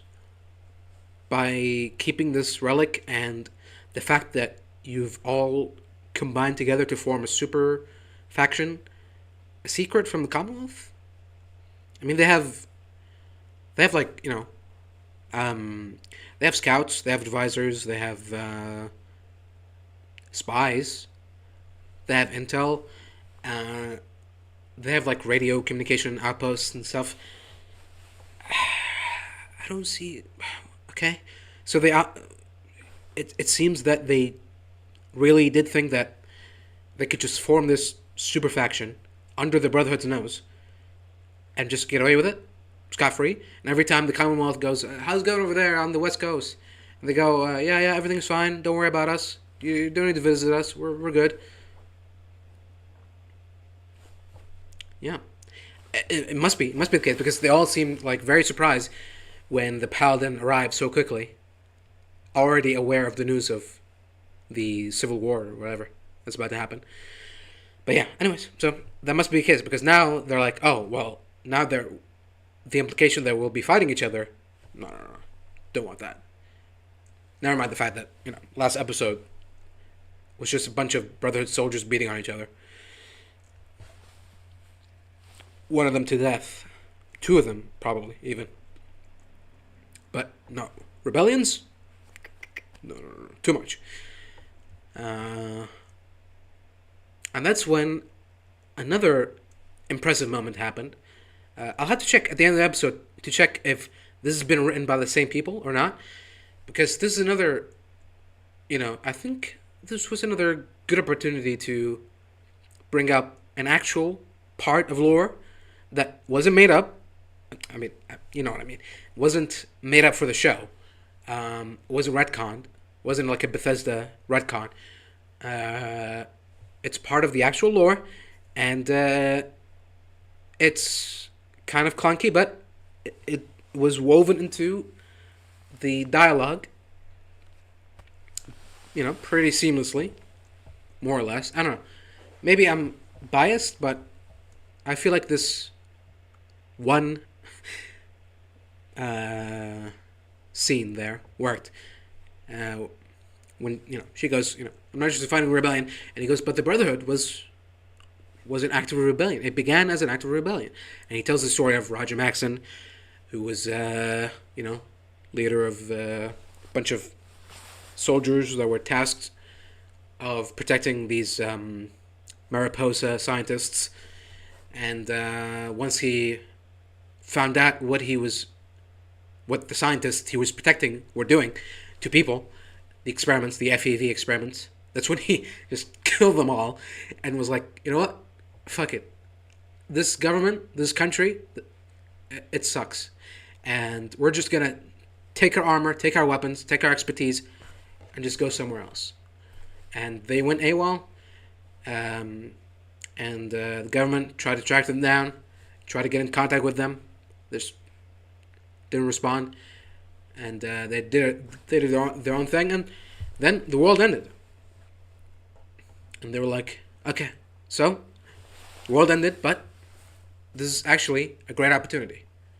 We'll slowly build our own forces, and from that, we'll create a new form of governmental type body that will work on, one, preserving humanity, and two, preserving technology from the hands of the uncivilized.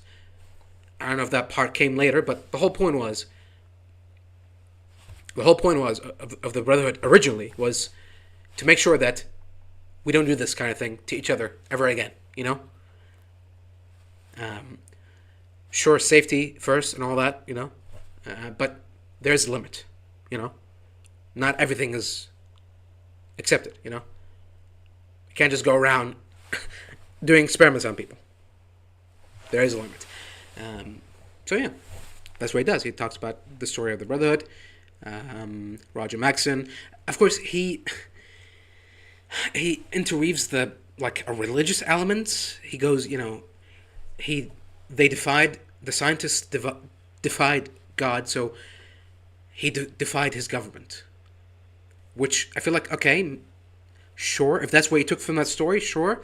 But to me, it's been a story of humanity, not religiousness. I mean, if it was ever specified that Roger was like a devout Christian or whatever, and that's why he did the things he did, I'll be like, okay, fine. But at the end of the day, I feel like he didn't do those things because they go against God. I feel like he did those things because they were wrong. Just wrong. End of story, You can add other flavors to it. You can say, oh, well, it's against God. It's against science. It's against humanity. It's against whatever. I feel like the original point, the core of it is, it's just wrong. It's wrong. He saw a thing.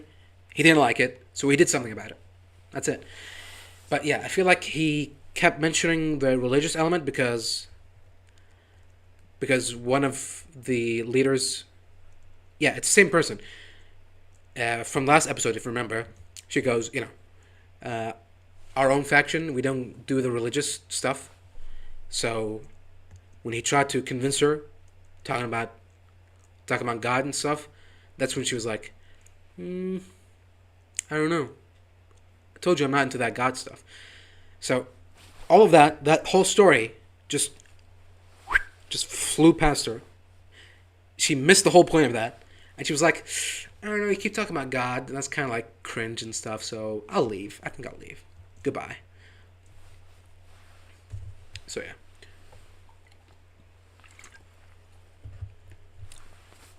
So remember at the last episode when I said that the only interesting part of the episode was the concept, the idea, the potential of a Brotherhood civil war? Well, it's gone now.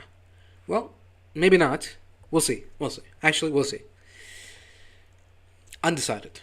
TBD. Okay. So yeah.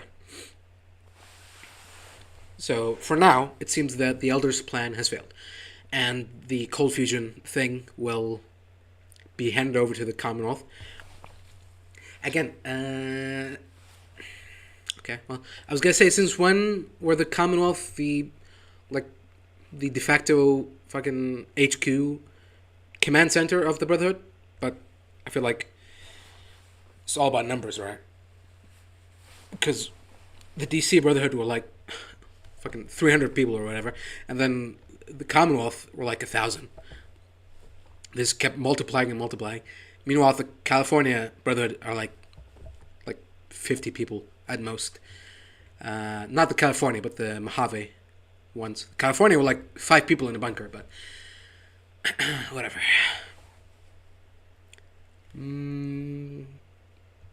Yeah, where were we? Okay, yeah. So Maximus chimes in, and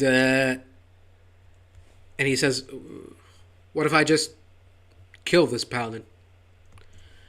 And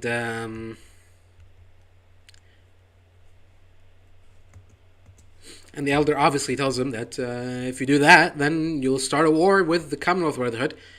And now that none of the other factions have, are supporting us, basically we'll be screwed. We'll get completely annihilated. So yeah.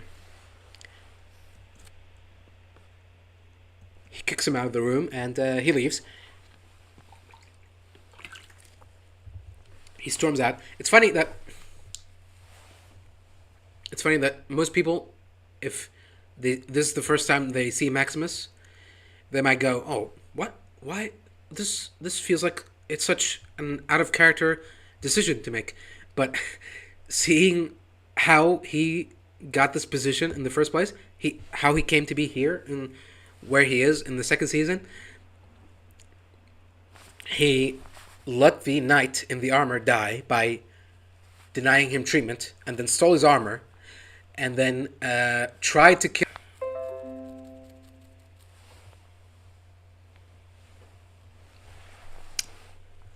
The hell? Okay.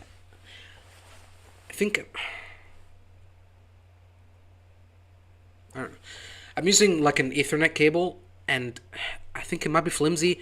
Or maybe I'm shaking the table a little bit, and every time I do, it disconnects. I don't know what's happening, but as long as the stream doesn't get interrupted or corrupted too much, should be fine. Where were we? Oh yeah, let's go back through Maximus' journey, right? So, step 1, did he put the razor blade in Dane's boot, or was that someone else? I mean, from what we know about him and from what we've seen, it wouldn't surprise me. But wasn't it when he returned to the Brotherhood? Didn't Dane tell him that, like, they were the ones to do it or something? I don't know. It was something stupid. At that point, he managed to do much worse things, so that little thing doesn't even matter anymore. But he may or may not have put a razor blade in someone else's leg. Again, if it cut deeper, it might have even killed them, if not from the infection. But yeah, that's the first thing they do. Then they let a Brotherhood Knight die by denying them treatment, stealing their armor, and then trying to kill a person who they have been basically treating like trash the whole way through, as some sort of revenge for picking on him.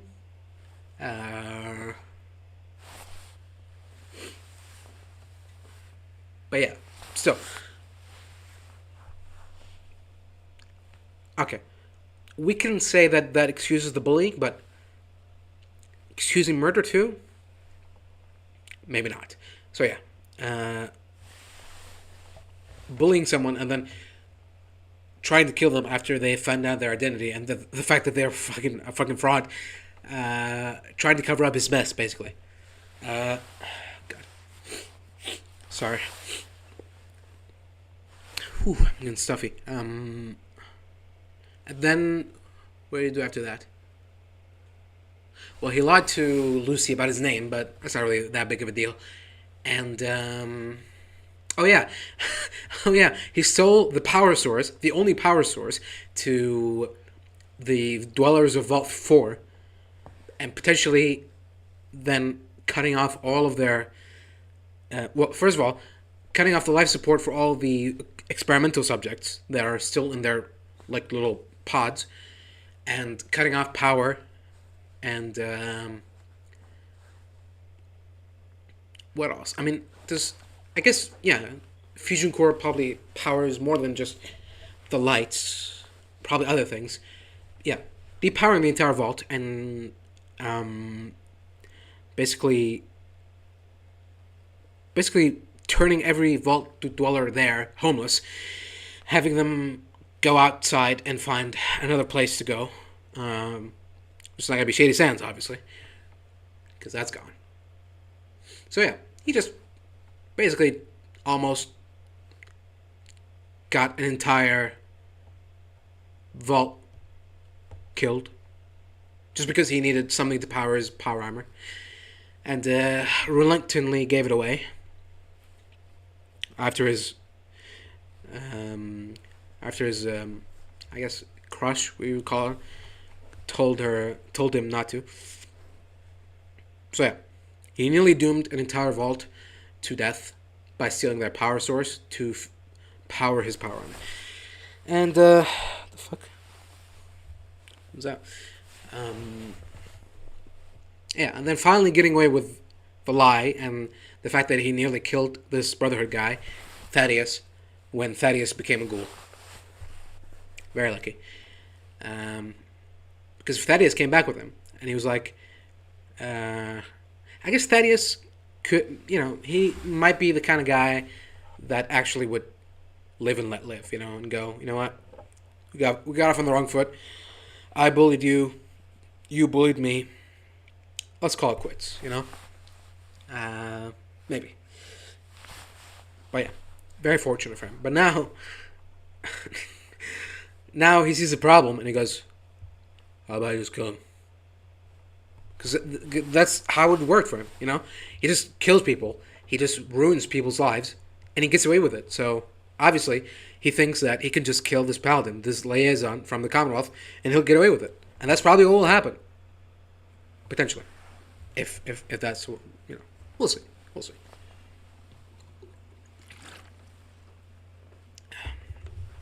Anything can happen.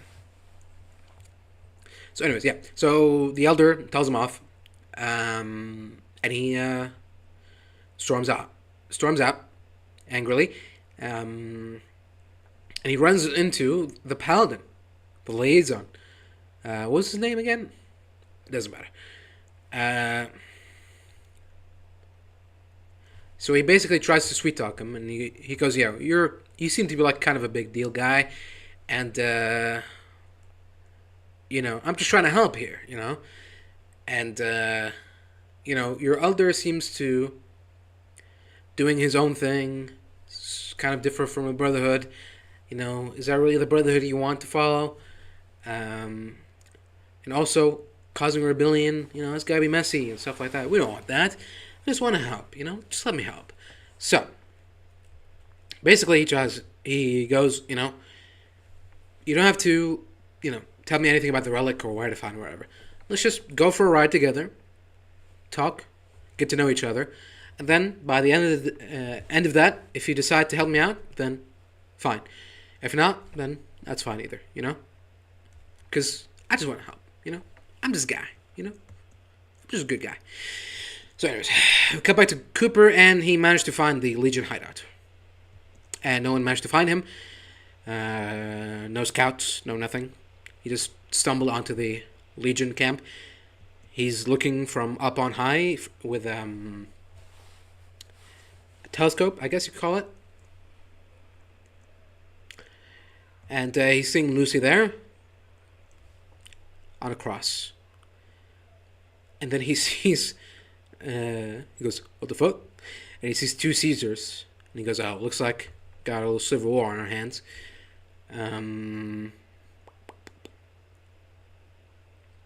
Yeah. What is it, some sort of civil war or something? So then he goes to Camp Golf, aka the House Resort and Country Club. Which, I mean, the resort itself looks CG. So I guess I can see. I was about to say, if they can recreate Camp Golf so accurately, I don't see why they couldn't. Well, okay, it's not actually accurate because there's like a brick fence around it where there isn't. In Camp Golf, you could just walk into it. There's no barriers. I think there's like one of those wooden log spike things that they installed, but other than that, you can just walk in. There should be like a firing range here where he's standing, but yeah, that's where you teach the misfits how to aim better and stuff, how to work together as a team. But yeah, other than that little part, the sign for the country club looks pretty accurate. Not the placement, but looks pretty accurate. The tents, the layouts, and of course, like I said, the country club itself. From far off is the little balcony where Chief Hanlon's is sitting. Is it there? I don't notice it. Let's see.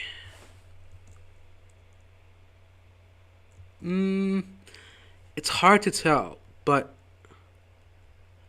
I don't see it. Okay, so yeah, anyways, he walks around across the camp, little camps where the NCR used to be, but aren't anymore. Again, this is what I mean when I say the NCR presence is much weaker compared to the Legion, which heavily implies a Legion ending being canonical.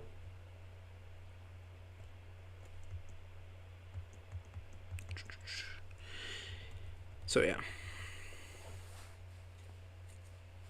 And here we see a lot of member berries.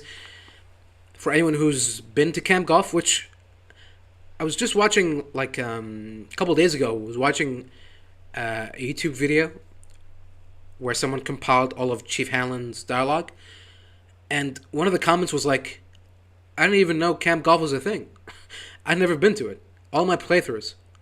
I was like, wow, not only someone did missed Camp Golf once, they never. So presumably every time they started a new playthrough, they just went the same route to New Vegas, which always avoids Camp Golf. But at the same time, aren't you curious to explore all of the Mojave at the same time? Very weird. Yeah, like when I first played Dragon Age Origins for the first time. I think it was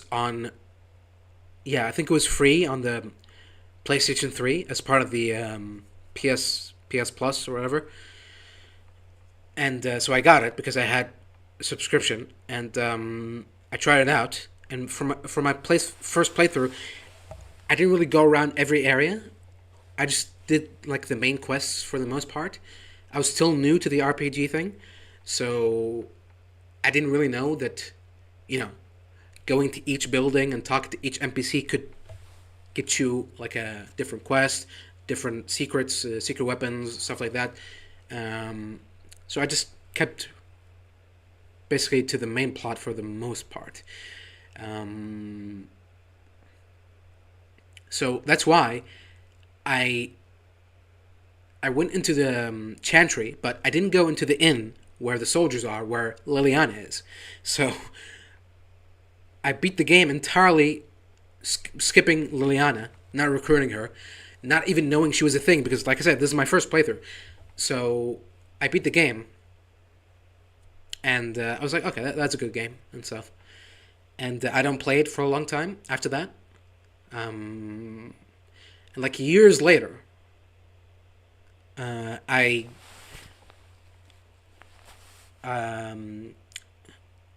get Dragon Age 2, Dragon Age Inquisition, and there's this character, Liliana, in, I think, yeah, in Dragon Age 2, she's only in the Exiled Prince DLC, for the most part, and then she appears in the last scene, in the ending, when she's talking to Cassandra, and I was like, who's that? And then in Inquisition, she gets a proper, like, full role, again, and, and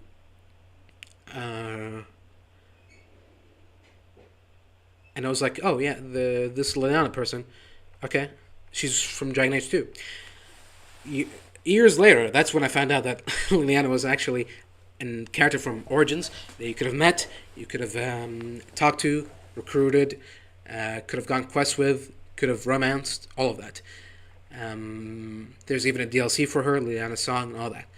So I was like, wow, there's an entire character with an entire story that went on to be a part of other stories that I completely missed out on. Completely. Never even knew they existed, never knew anything about them. And wouldn't have known anything about them if I didn't, like, do, like outside, what's the word I'm looking to? If I didn't do, like, if I didn't, like, see other people talking about the game, basically. If I didn't do that, then I wouldn't even know that she existed. So, yeah. So, I can see that happening for the first playthrough. If someone played New Vegas once and then didn't play it for years. Okay, that makes sense. But they said that for multiple playthroughs, they never found out about Cam Golf. That's weird. But, I guess it happens. It happens, But anyways, yeah. So inside we get a lot of memberberry stuff for people, like I said, who have played New Vegas. We see the portrait of him in front of... it's not... I first wanted to say Optimus Prime, which is wrong. It's not Robo Prime. What is it called? Liberty Prime. Liberty Prime. We see him in front of Liberty Prime. We see a lot of NCR posters just taken straight from the game. All the propaganda posters. Not like the risque ones, like the what's it called? Like loose women, loose lips, or whatever. Like I don't know. I'll have to look into it. You'll know what the ones I'm talking about.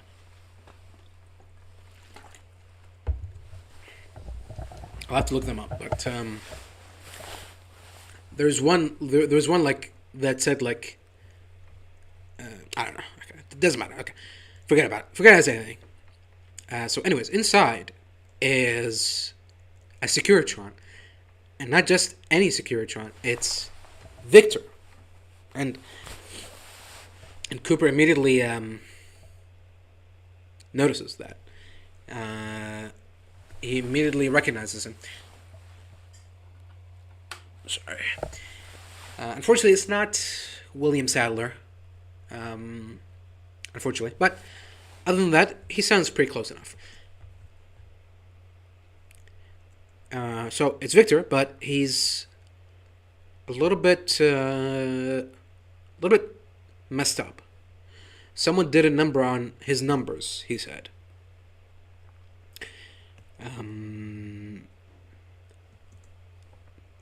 Memory's all jimble jabbled,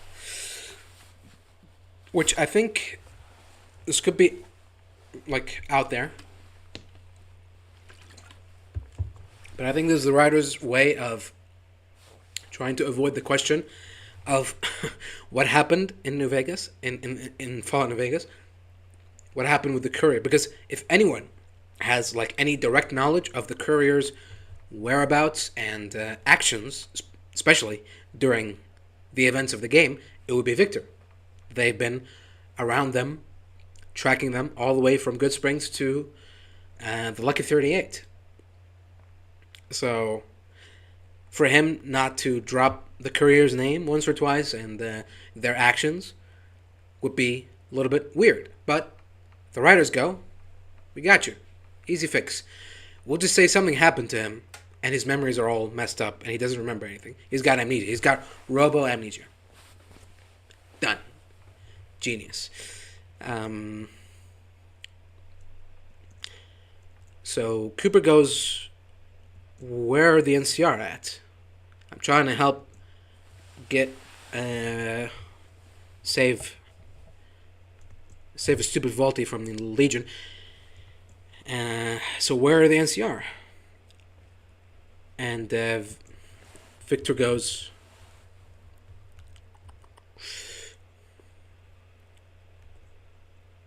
I ain't seen him. NCR, I ain't seen him.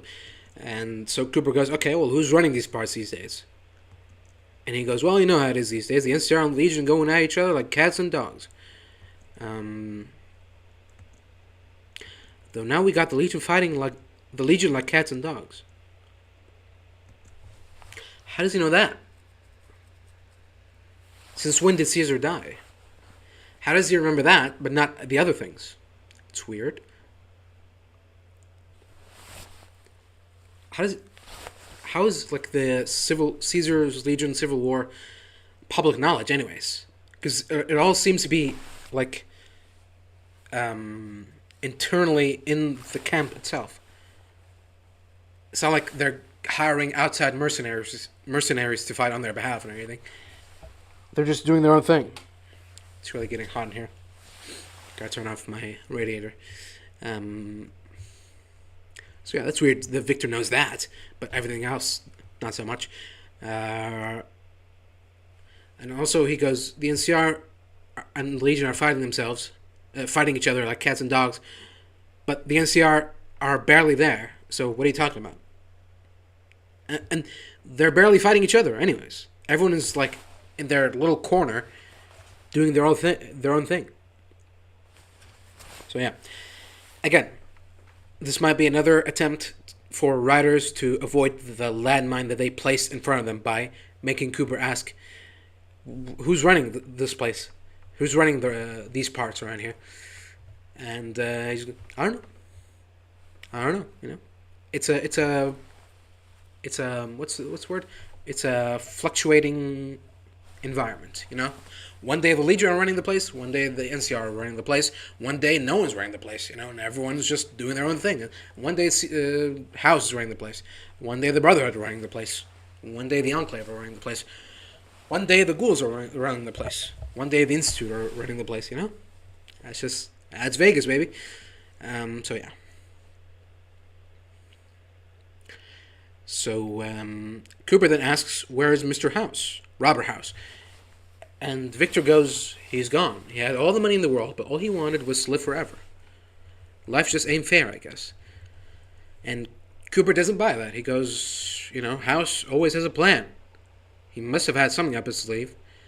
And Victor goes, oh, he had a plan, but he needed the cold fusion doodad from before the war. Didn't you have something to do with all that?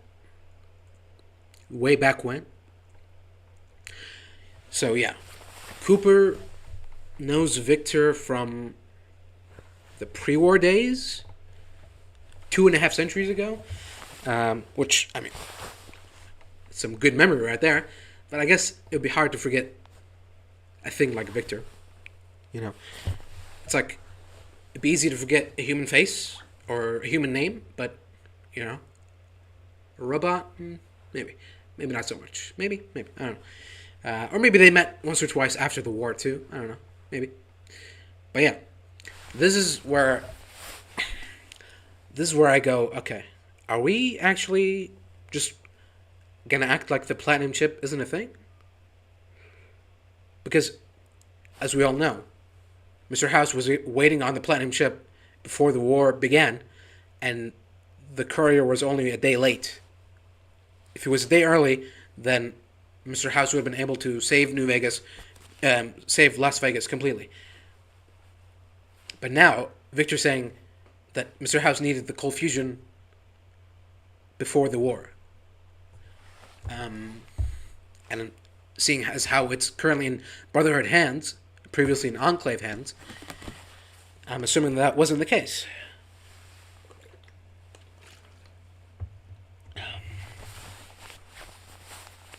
So yeah, are we just erasing the platinum chip from history?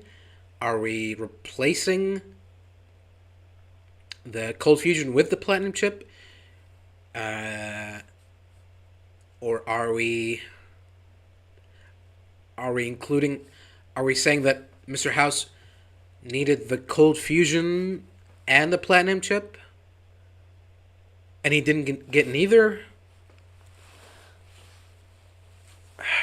I don't know.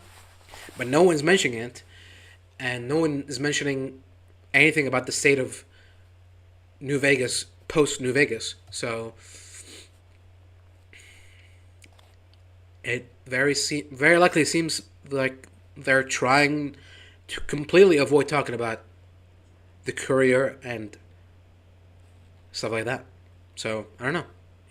Am I being suspicious for no reason? Am I looking into things too much, or am I actually onto something? I don't know. I hope not. But we'll see. So yeah, Victor goes, didn't you have something to do with that from way back when? And Cooper looks down, looks away, and leaves. So they're trying to sow the seeds of, oh, did he actually do it? Did he kill Mr. House? Or did he try to kill Mr. House? What did he do? Did he fail, and did Mr. House kill his wife? Is that why? But I mean, I could see them doing that and then retconning the line of where the fuck is my family to, well, obviously by family he meant his daughter only, or something. I don't know. I thought they're gonna kill Cooper's wife, but yeah.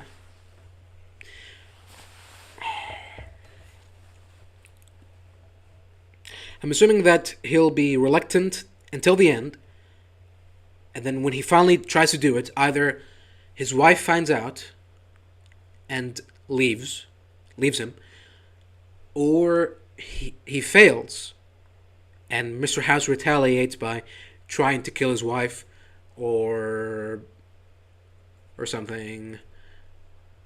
I don't know. Yeah, I don't know. We'll see. So yeah, he leaves, and then Victor goes, "Oh, you're leaving already? Ain't nobody around these parts to keep Victor company anymore.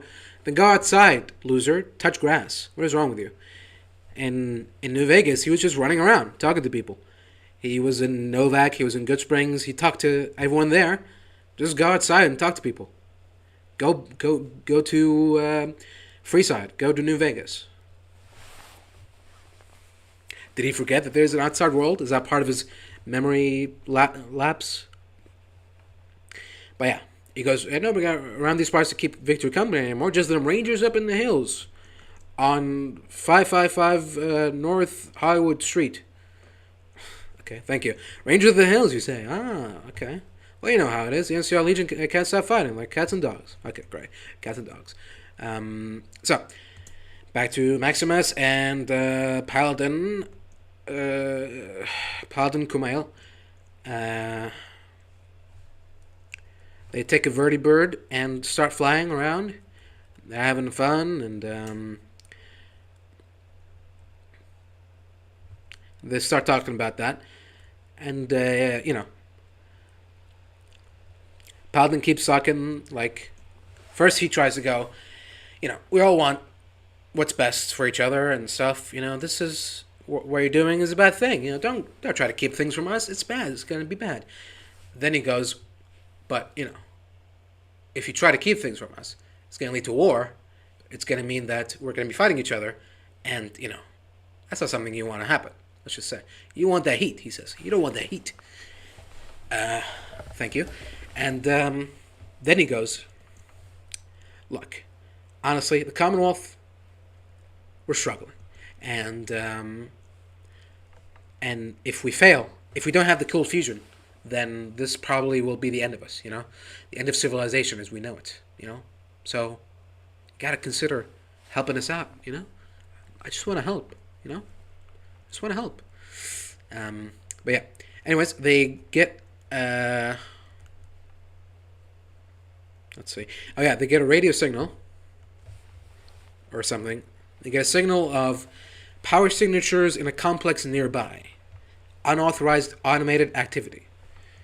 Which is funny. Like, what do you mean unauthorized? Authorization from who? The Brotherhood? Does everyone in the wasteland need authorization from the Brotherhood to operate automated machinery? Okay. So yeah, they pinpoint the location of this transgression against the Brotherhood, and they go down to it. Yeah, or they head to it, and then we cut back to Cooper, returning to the Legion camp. Going to find first. Yeah, okay, I'm jumping ahead. First, he goes to find the Rangers up in the hills, and one of the NCR troops gives him a warning shot on the ground, and they fucking announce themselves like they're from a Saturday morning cartoon show or something. Captain Rodriguez of the New California Republic. Like, okay, I didn't ask, but thank you. You could just say what you want. And even he says, I can see your salutations haven't changed. I don't remember many NCR troops announcing themselves like that. Like they're from a fucking superhero team. But sure. Probably that's what they all do. Can you imagine that? Can you imagine going to the dinosaur in Novak and you see Boone and he's like, Craig Boone and NCR Ranger, hello. Yeah. Or okay, you can say, oh well, he's ex NCR. Okay, that doesn't count. If you go to Ken McCarran and I don't know who's I can remember the last names, like I don't know, Colonel Sue, NCR Commander, Colonel. You know what I mean. No one does that. This is stupid. Anyways. So, but they recognize him somehow. Yeah, okay, so they recognize him because the Captain Rodriguez goes, this ghoul and the NCR go way back. So you know this ghoul. But I guess they know him from afar or something? Because if they recognize him from right away, then they should have just said, oh, it's you, the ghoul who's got history with the NCR. What do you want? Instead of, hello, I'm Captain Rodriguez of the New California Republic. Hello. But yeah, okay. Maybe they just got bad eyesight or something. Maybe. I don't know. Yeah. So it's just two people.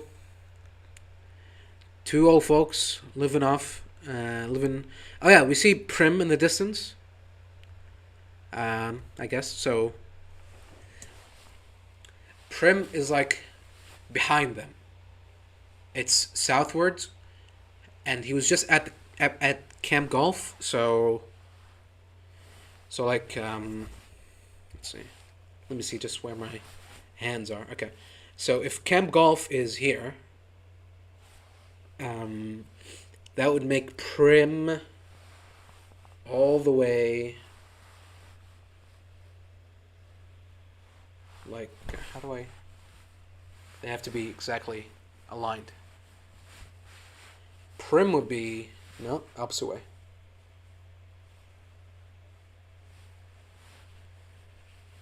Prim would be down there, somewhere. like that. Prim, right? So that means he went from Camp Golf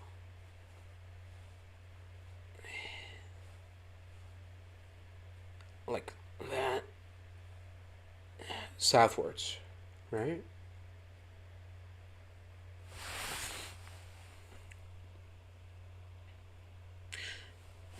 So he should be either. So he should be around either Sloan or. Where else could it be? Sloan or Good Springs, maybe? But we don't see those. It's just desert. So yeah. It's somewhere in the Mojave. Mojave Desert, whatever. But yeah. I mean, it doesn't have to make much sense, but it does for the most part, at least, you know? Like I said.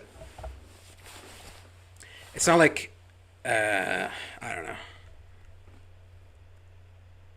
It's not like we saw him going south and then him arriving in Bitter Springs. It's like, what? But Bitter Springs is up to the north, you know?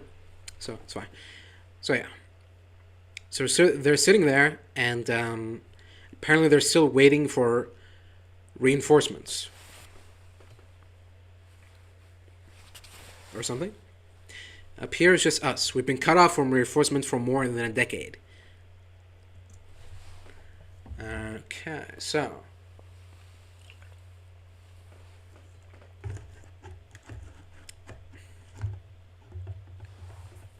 First of all, what is this? What is Outpost? First of all, what are you doing here? What are you doing? Are you are you doing recon? Are you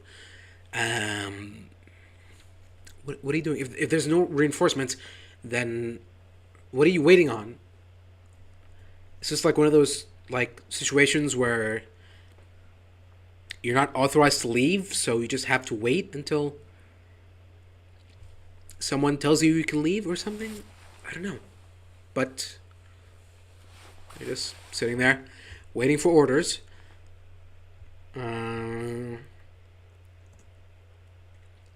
Which, yeah, I mean, if they've been cut off from reinforcements, does that mean that there aren't any to give anymore because there's no one around Mojave, or there's just so little?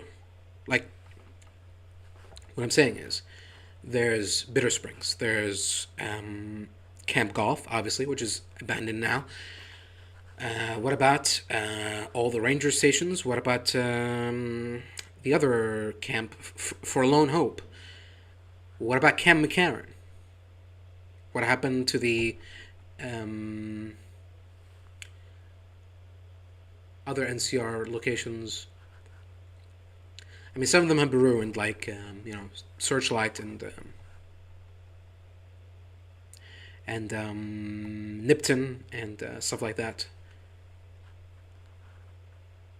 But yeah, they're still around the outposts, the locations. So, are they implying that no one's around there? Nobody's home? Then where are they at? Are they dead? Are they retreating? If they've been retreating, then they're either AWOL or they've been given a command and permission to retreat. In that case, well, why? And also, if that's the case, then why didn't these people get an order to retreat? Are you deserters? Are you lying? Are you not even NCR? Did you steal these NCR? Did you steal this NCR gear? What's going on? None of this makes sense. Either there's an NCR presence here or not. Victor keeps talking about how the NCR and the Legion are going at it. And this lady is like, we're all stuck here, all alone, no reinforcements.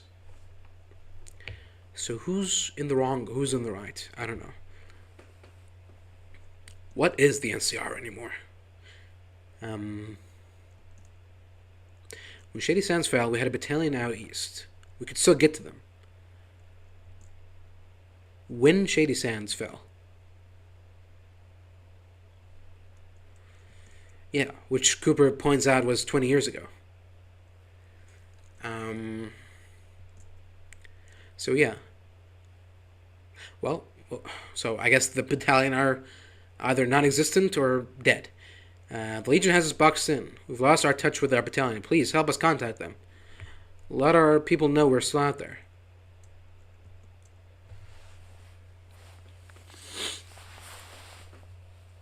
It's weird because, again, they keep saying that the NCR and the Legion are fighting each other, but they're not. It's. I mean, if they are, it's a one-sided battle, and if that's the case, then are the Legion like on hold on the NCR war? They're waiting to solve their civil war before they completely wipe out the NCR. But again, this is where I go back to my original point, which is if the NCR won, if the Legion won, then the NCR shouldn't be here at all, because they've already been stretched too thin, and their losses here would have been like, okay, this is it. Let's cut our losses. Let's get out of here. So it seems like both the Legion have won.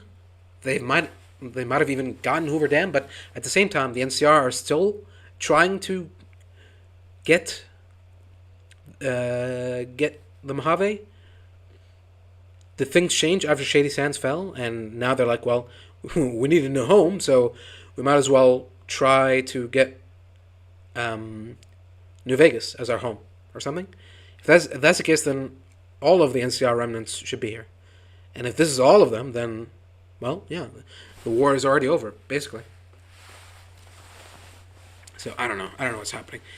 Unless they're taking a page out of the Brotherhood's book, the New Vegas Brotherhood, and they're all hiding in an underground bunker, clouded by a dust storm. Maybe that's your explanation for it. Otherwise, there is no NCR anymore. It's done. It's a done deal. There's no Shady Sands. There's no headquarters. There's no reinforcements. There's no funding. There's no manpower. There's nothing. So yeah.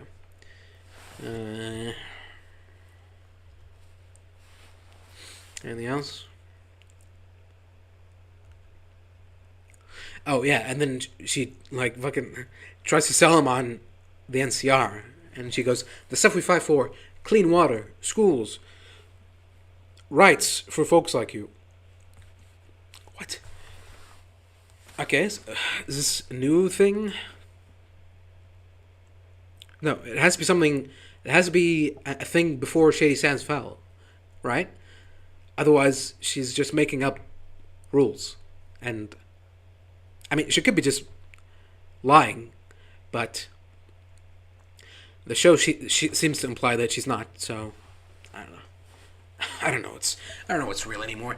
But yeah, just imagine that. Imagine that at the Capitol at Shady Sands. Like, we here at the NCR, we fight for freedom. Yeah, we fight for clean water. I mean, that should be like a given. That's like a part of life, not really a right or like a. Why do we need to fight? We fight for schools. I mean, yeah. I mean, we can just create schools. It's not really a thing to fight for. It's not like power or money or like resources. We fight for ghoul rights. Huh? What? I mean, okay, if that's your thing, but shouldn't we like focus on trying to secure the wasteland, maybe, and making it safe for people like us, all of us, men, women, children, and ghouls, I guess, ghoul kind. I don't know. It's weird. Another weird thing is you don't really see a lot of ghouls in NCR territory, and although it's not explicitly said, to be fair, yeah, in New Vegas we do see a lot of ghoul NCR troops. We see like ghoul rangers too, but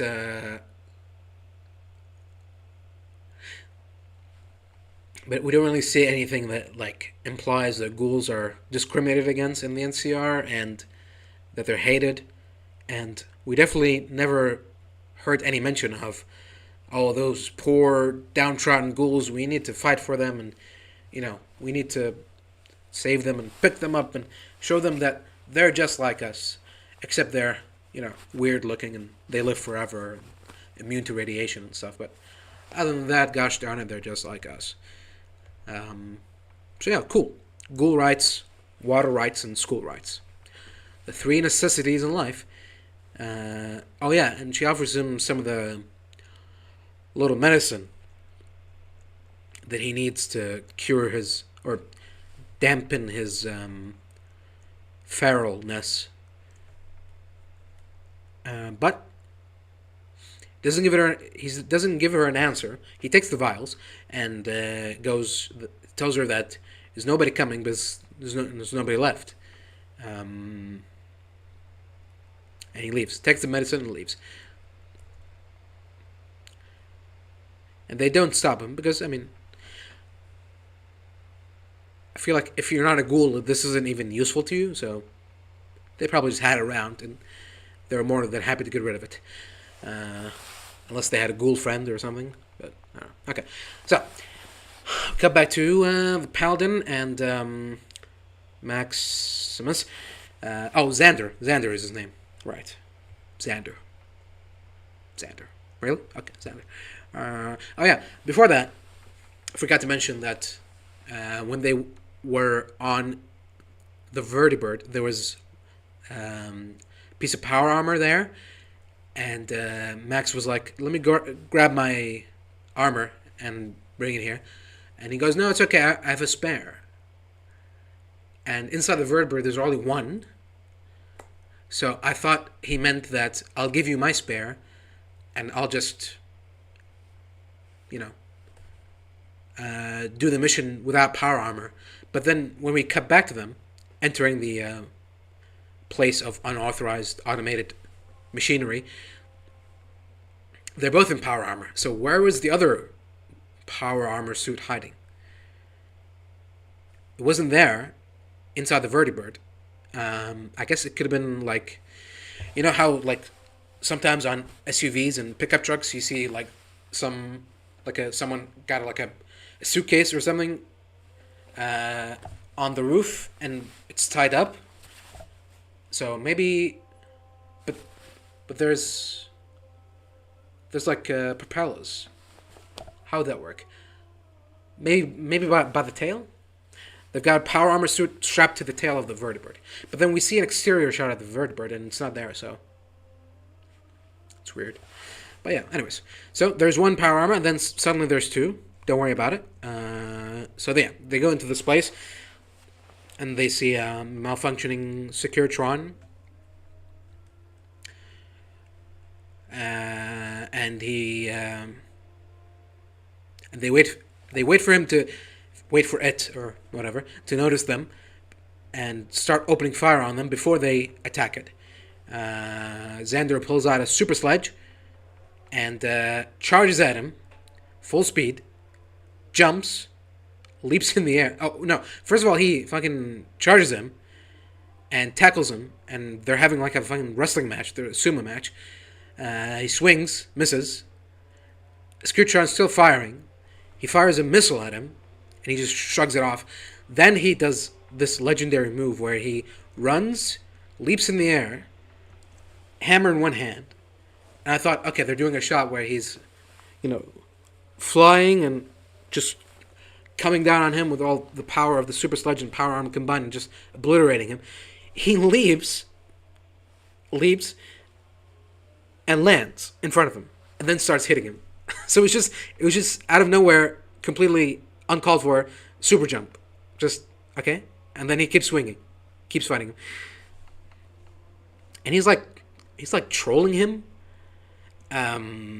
He's just getting up in his face and pushing him around, bullying this Securitron who keeps shooting at him. Also the Securitrons have they've got the upgraded faces on. And they've got... Well, no. Okay. Do the Mark 1 Securitrons have missile launchers or grenade launchers? They could be the Mark 1 versions. I don't remember. I feel like only the Mark 2 Securitrons have the like grunt soldier face on them with the helmet and the cigar. I feel like when the regular Securitrons fight you, they just fight you with the regular Securitron face. I don't know. Either way, he's just shrugging off the bullets and stuff. And I thought this was gonna be like another like comedy moment where he's getting up on his face and he's holding the Securitron. And he turns around to Max and he's like, "Hey Max, you want a piece of this?" And he was sticking his neck out in a weird way, where I thought one of the bullets will just like ricochet or something and go like hit him from the neck, ricochet into his neck, and he'll just die.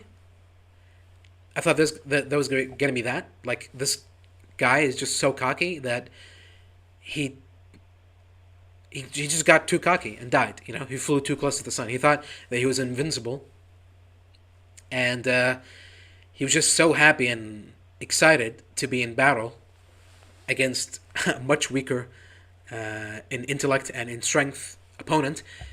And they were just having the time of his life. He's just letting loose, and one of the bullets got let loose and went into his neck and killed him.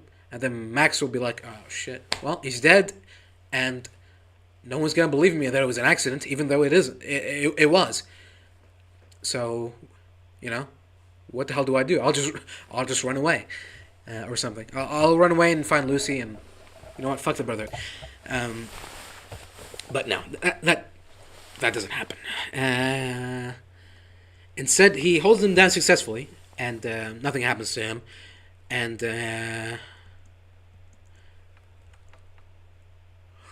yeah, Max accepts the offer to join in on the fun, and he runs and punches his screen face in, and yanks the power core, the fusion core, that's powering him inside.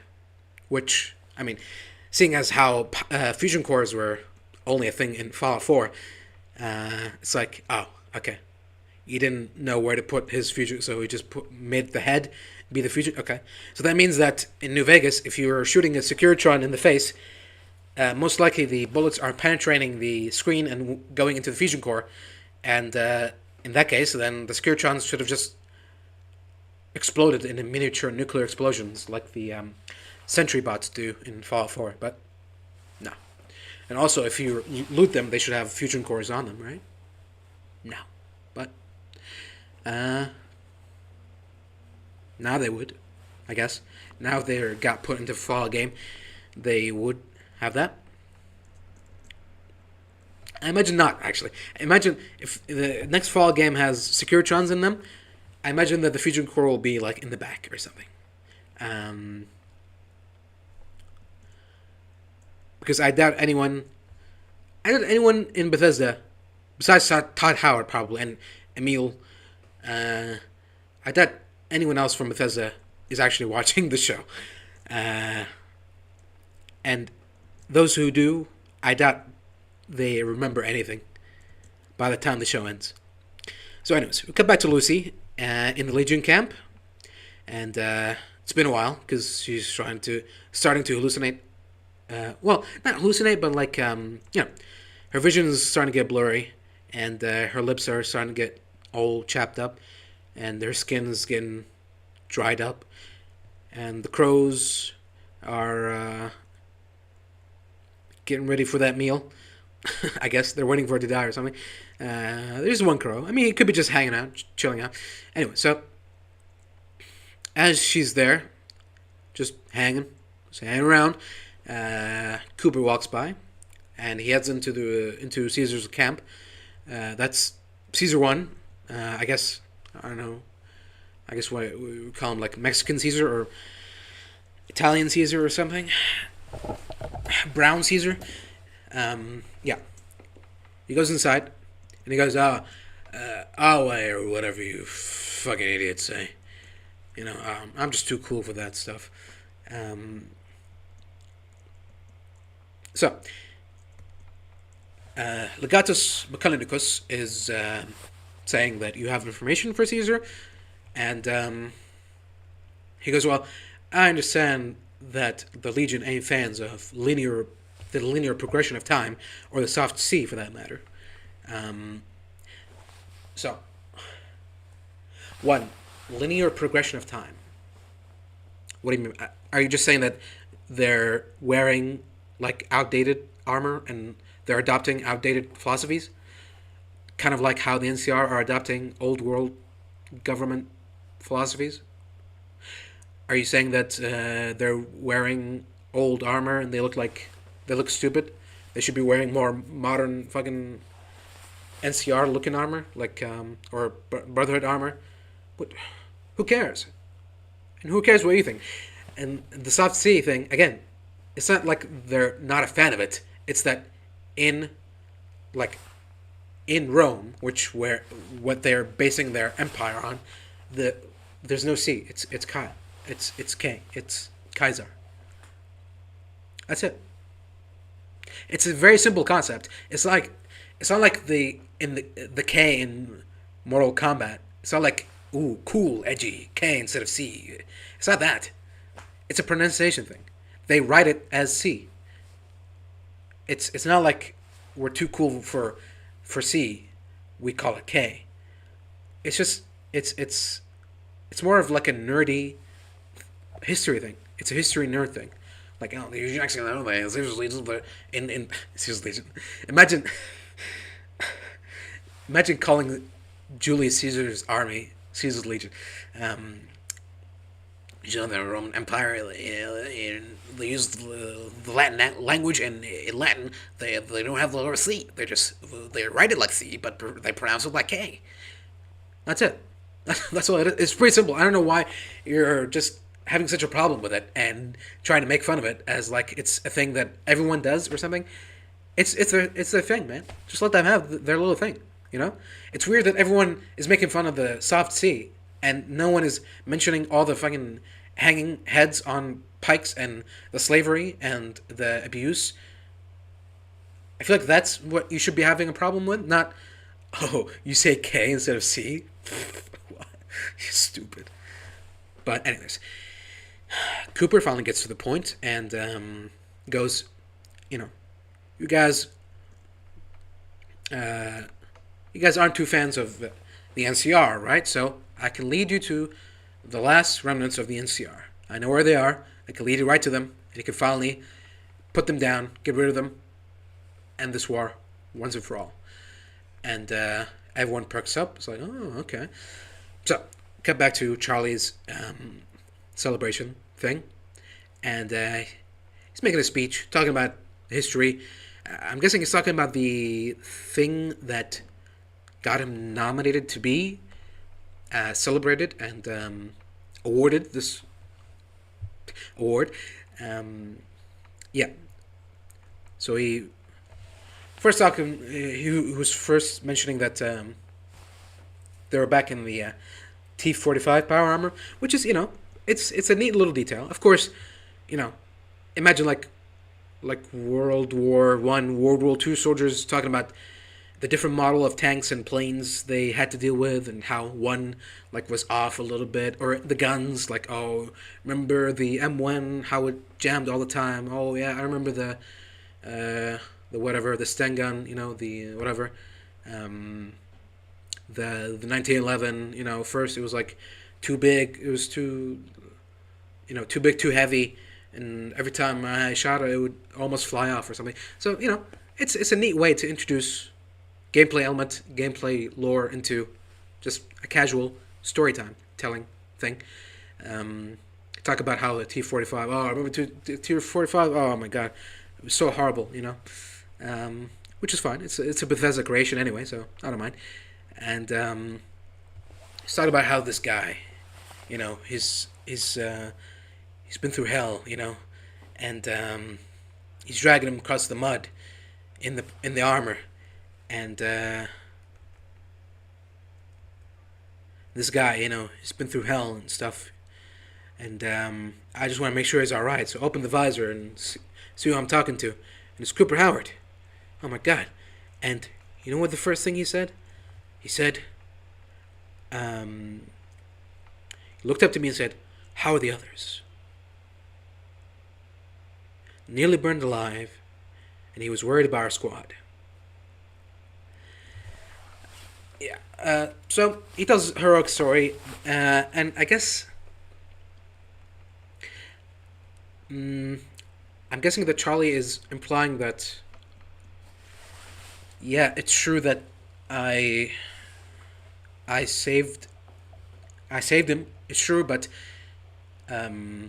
like it's Cooper that should have gotten the medal because he's the real hero. You know, all I did was kill some guys, which I guess he's not really a fan of, anyways.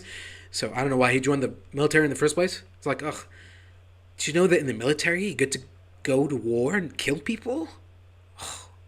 Who would want to do that? But anyways, yeah, he's not a fan of killing people, I guess, or something.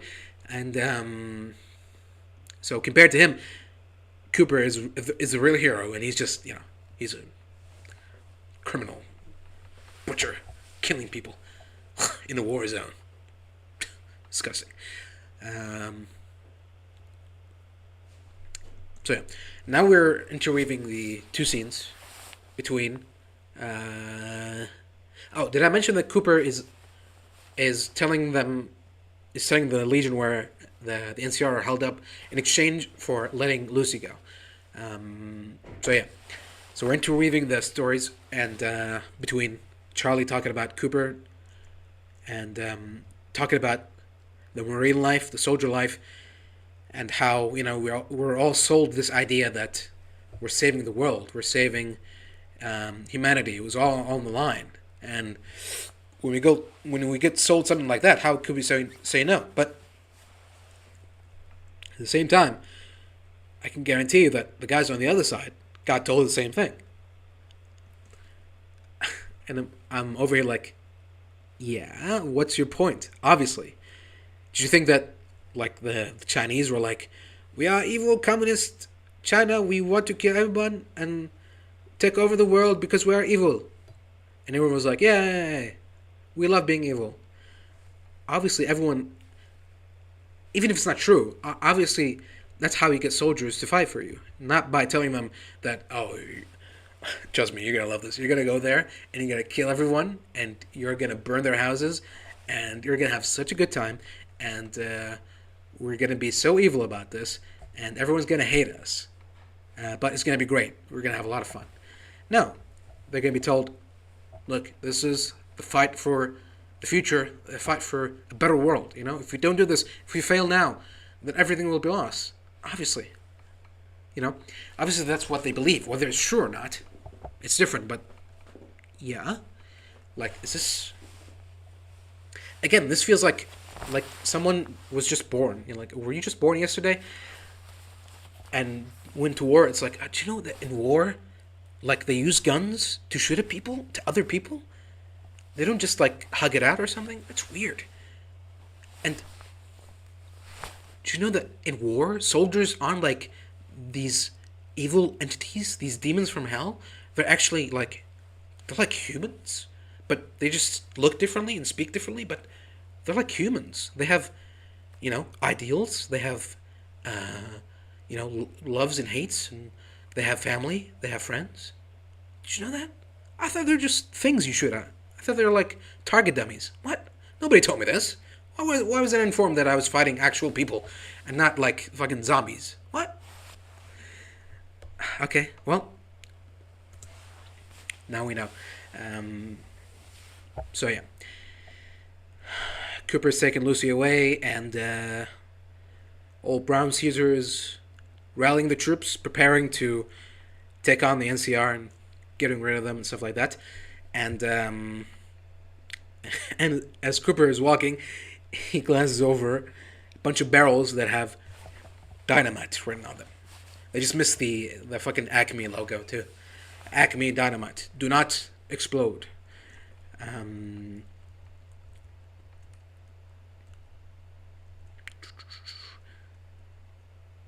So yeah, the whole point of Charlie's speech wasn't just it starts off.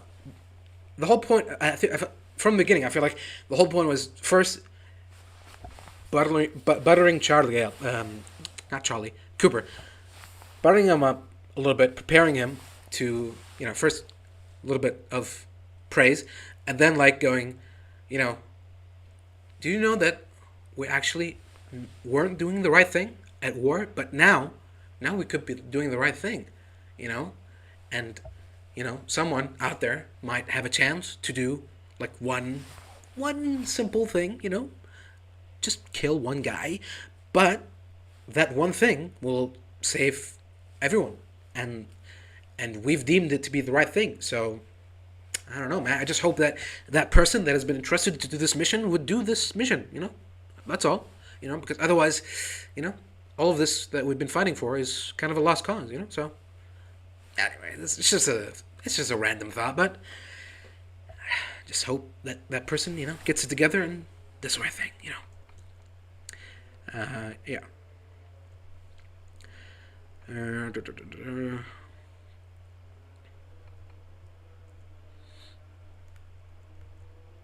Okay, let me repeat what he says exactly. At the end of the day, we just gotta hope that we bet on the right side. The side that protects the people you love. Because if it did, I guess that's worth doing pretty much anything.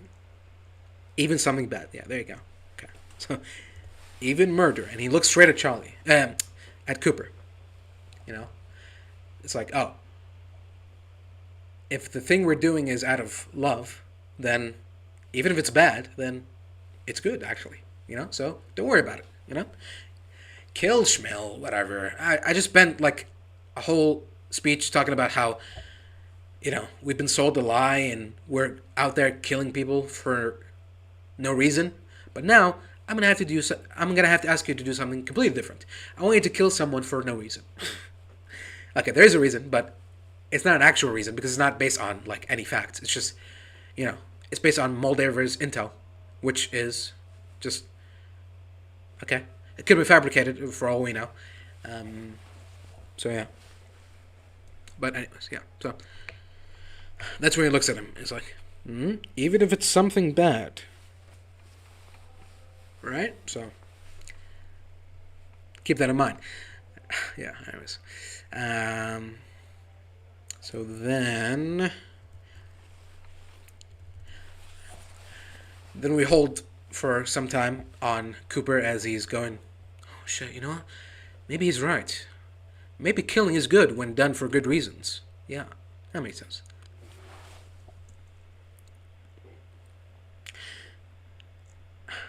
Also, yeah, again, the thing about the things we do, even if they're bad, if they're being done because we're protecting the people we love, that makes it okay. It's like, again, going back to the thing of the other side being told the same thing. It's like, well, are you implying that there is a side out there that does things to harm the people that they love?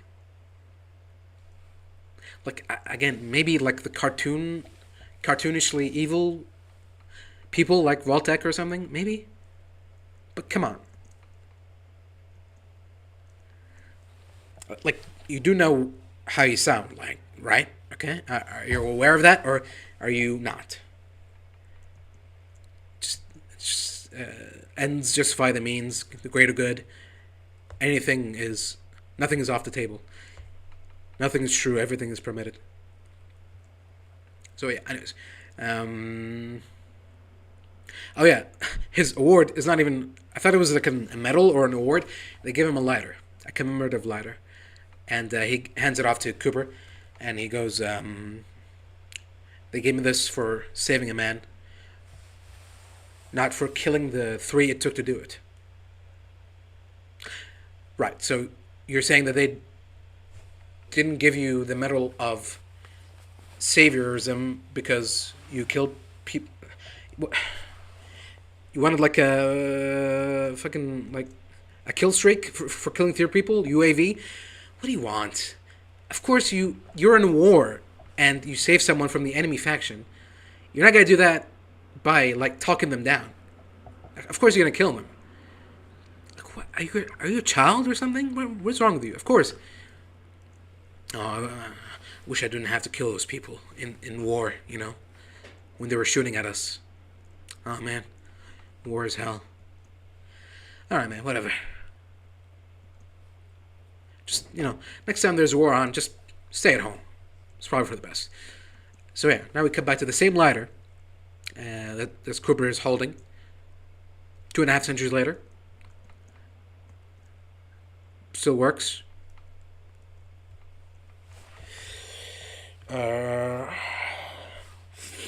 Still full of fuel. Still works. Or maybe not. Maybe he's just looking at it to remember Charlie or something. I don't know. But yeah. Basically, it's revealed that off camera, Cooper primed the TNT barrels to detonate somehow, either with a lighter or something else, and the explosion, obviously, in the middle of the already rising tension split faction location, just causes an all-out battle between these two sub-factions. And yeah. He's basically going, well, whatever happens, happens. So yeah. So you think that he's selling the NCR out, but he's not. He's got a little bit of that good guy in him. And he's hoping that with this, either we'll get rid of the Legion for good, or we'll have some of them survive, either get confused and scatter in the wind, or put two and two together and realize that Cooper is, Cooper did this to them, and they start tracking him down, So yeah, I can't really fault him, because that's exactly the advice that he heard in the flashback. He did something bad, but it was for good reasons, so it makes it okay. All right, so yeah, what happens to the Legionnaires next? What happens to Caesar's corpse? What happens to the message? Is someone gonna see it? What happens to Legatus Mechanicus? All in the next episode, I'm afraid. Because now we get to the final scene of the episode. And that's when it's revealed that Xander and Maximus have stumbled onto the Sunset Sarsaparilla bottling plant from the intro. They found one kid hiding, and it's a ghoul kid. And Xander gleefully calls out the other kids to come out from hiding and to separate the the good batch from the bad batch. No, he doesn't say that. He says those with smooth skin go over there, and those with what does he say exactly? Wrinkles. That's not really that creative, but okay, whatever. Basically, non-ghouls over there. Ghouls stay over here, right in front of my fucking firing line, so I can get rid of all of you. Again, to an outsider, you might think this is like cartoonishly evil, and it is. But again, it is on point with the Commonwealth Brotherhood, so I can't really complain. I wish they had that same accuracy for California factions and the New Vegas factions, but it's better than nothing. It is on point with the Commonwealth Brotherhood that they treat ghouls as fucking abominations that have no soul, deserve no mercy, and are just basically things that need to be put down for the greater good. So yeah, all of this, you'd think this would make him mad, but I'm like, this is joke Brotherhood anyways. This is Commonwealth Brotherhood, which is already not canon in my mind, So I'm like, I'm fine. This is perfect. So yeah, Xander's ready to mow them all down, and then Thaddeus comes out and goes, "Excuse me, I'm the manager, and I just want to say that please don't do this. They're just kids, and he tries to bargain for their lives." And Xander goes, "No, they're not kids. They're abominations, and so are you." And Maximus is like, "But technically, they are kids because ghouls." Yeah, okay, we get the picture. He sees the humanity in them, which I guess that's something. Okay, so I wonder if Vault 4 had any kids. Would that make him question himself before fucking unplugging their power source, or would he do it all the same? because this bit of humanity coming from Maximus, it's kind of weird. It's kind of not on brand, but it is. I mean, kids, it's different. It is a weak spot for a lot of people, so it's fine. Even ghoul kids, that's okay. Not a problem. So Xander goes, no, the codex is pretty clear on this, bro. We need to exterminate these abominations. Which, was that part of the codex? I thought it was just a thing they had. They had just had a fucking bias. They had a xenophobia or whatever. But apparently it's part of their codex that all ghouls must die. So, okay, sure. So Maximus tries to talk him down, and Thaddeus closes his eyes and gets ready to die. And at the last second, oh yeah, it's probably best to prerequisite this before I mention what happens next. So after their fight with the Securitron, Xander gives his super sledge to Maximus. He's like, "You want to try this out? I'm just a nice guy. I'm trying to help. So there you go, super sledge, for you to try out." Which, I mean, would have been awkward if Xander kept the super sledge and he went around hammering each ghoul kid to fucking million giblets. But yeah, that didn't happen. So now we cut back to the scene where, as Xander is ready to shoot, Maximus finally goes, "No." It's like that moment from when Vader finally decides to save his son and kill Palpatine. It's like that. It's like, "No." Oof. And the hammer goes down on Xander's head, crushing his helmet, skull, and killing him instantly. So, yeah. Remember that thing about the Civil War might not happen? Well, it just might happen. And it's going to be on point and in character for Maximus's response to be to fucking run away from all that responsibility, and have the Brotherhood factions all fighting each other confusedly as he's running away and heading to New Vegas to find his fucking GF. I'm gonna be so upset, but at the same time, I'm gonna be so I'm not gonna be surprised, but I am gonna be upset that this is exactly what he chooses to do. But maybe not. Who knows? Maybe we'll see some actual character growth. It's possible. He might go, you know that thing you didn't tell me to do? Well, I technically didn't do it, but I also technically did it. So, now what? Yeah. So, Maximus opens his visor, says hello to Thaddeus, and Thaddeus says hi and says, "Hey, what you be up to?" And Maximus goes, "I think I just started a war." And Thaddeus goes, "Oh, okay. Well, I'm the fallen manager here. So it sounds like we both got a lot going on right now." Yeah. I mean, I know it's supposed to be a joke, but no. And that's the end of the episode. That's the end. We've reached the end. Oh my god. I don't know why this took so long to talk about. Because there's not really, besides the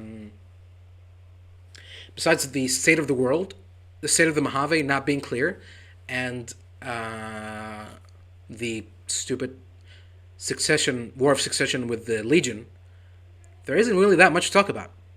There isn't even there isn't more Vault-Tec lore. We don't see Hank at all. We don't see Norm. It's just Lucy, Maximus, and Cooper. We don't see Moldaver, thankfully. We see a little bit of Mr. House, and yeah, I'm just at the credits now, and I'm seeing that this episode is written by someone else. Let me just double check to see if he has written an episode before, or is this his first time? Fallout, IMDb, episode guide, season 2, episode 3, The Profligate.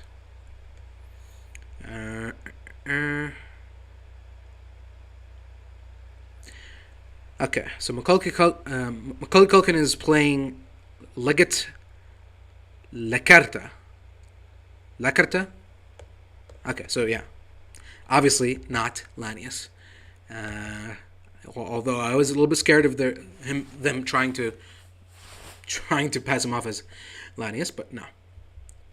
Not Lanius confirmed.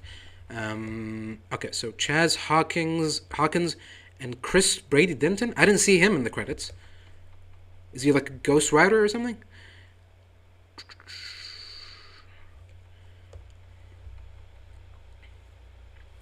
He's been executive story editor for episode 1 of season 1, 2, 3, 4, 5, 6, and 8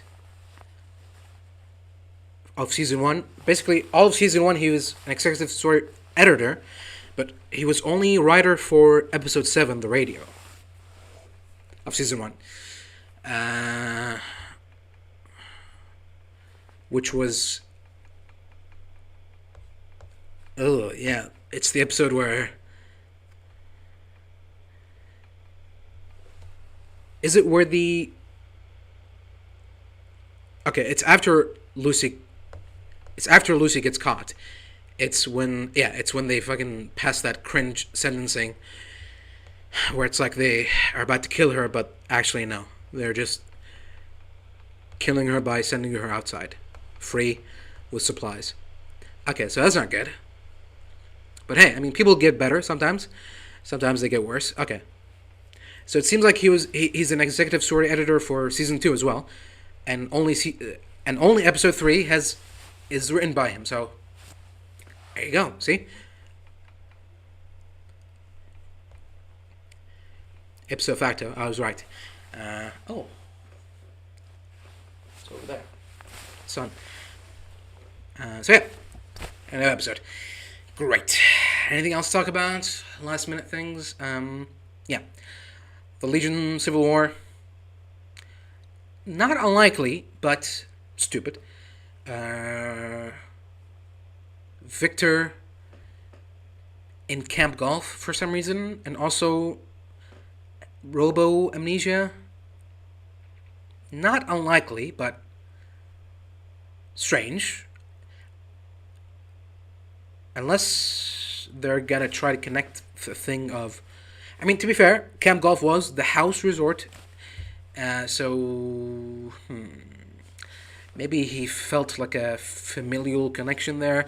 Maybe they're going to show a flashback of an actual southern guy named Victor who agrees to upload his consciousness to a robot, and it happens at the house resort. So that's why he's there. Maybe.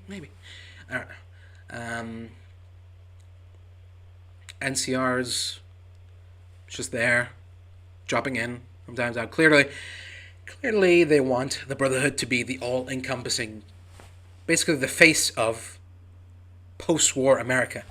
So, yeah. A little bit less of the NCR, and they're even trying to diminish the Legion in the first as well. So, yeah. Enclave. Guys, remember the guy that escaped from the Enclave? Are you still tracking him down? What happened? Are you guys still around? Did they pack up and leave again? Hello? It's your guy, and he stole your technology. Shouldn't the Enclave be looking for this cold fusion? And now that they hear that, someone used cold fusion to activate some stuff in California. Oh, okay, let's check it out. To the observatory. Now the cold fusion thing is being used in Area 51. Did you hear about this? Did you see about this? Oh, yeah, we should probably do something about that. Anyways, dog experiments. Yeah, so, if anyone has forgotten, the Enclave are a thing, still. Unfortunately, even though they shouldn't be, but they are. as established by the show. So now, them not being present ever, still, when one of their own has escaped with like probably the most priceless thing, piece of technology that has ever existed, and they're like, oh, oh, whatever. So that's fun. That's great. Yeah. Anything else? Brotherhood.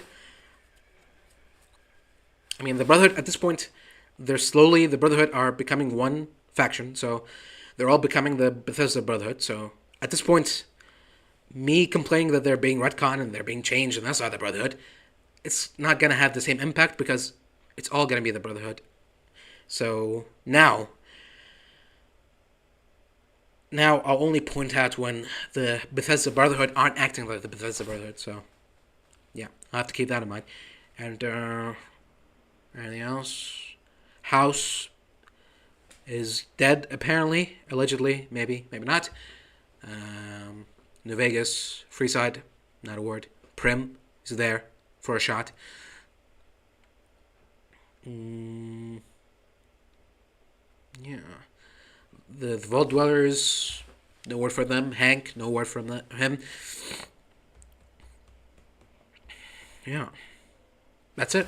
I think we're done. I think there's nothing else to talk about as far as I can remember. Anything worth mentioning? Not really. Brotherhood Civil War might be on. Legion Civil War seems to have either ended. It has ended. After all the deaths that will come from this big infighting, obviously it's not gonna stop until one side has won over the other. So yeah, that's that.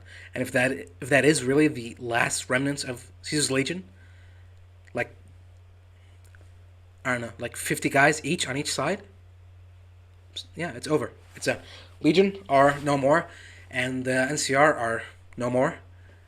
So, is it going to be the Brotherhood? The Brotherhood is going to sweep in. They're going to take over Hoover Dam. They're going to take over the Strip.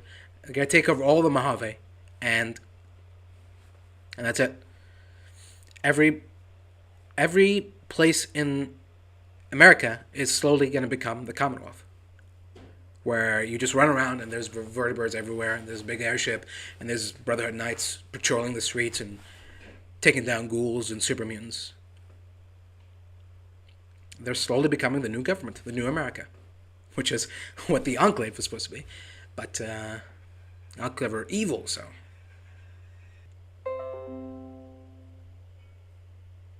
Thank you. God. Okay. I already said that this episode is like a 5. So yeah. That's it. 5 out of 10. Thank you for watching. And till next time, see you next week.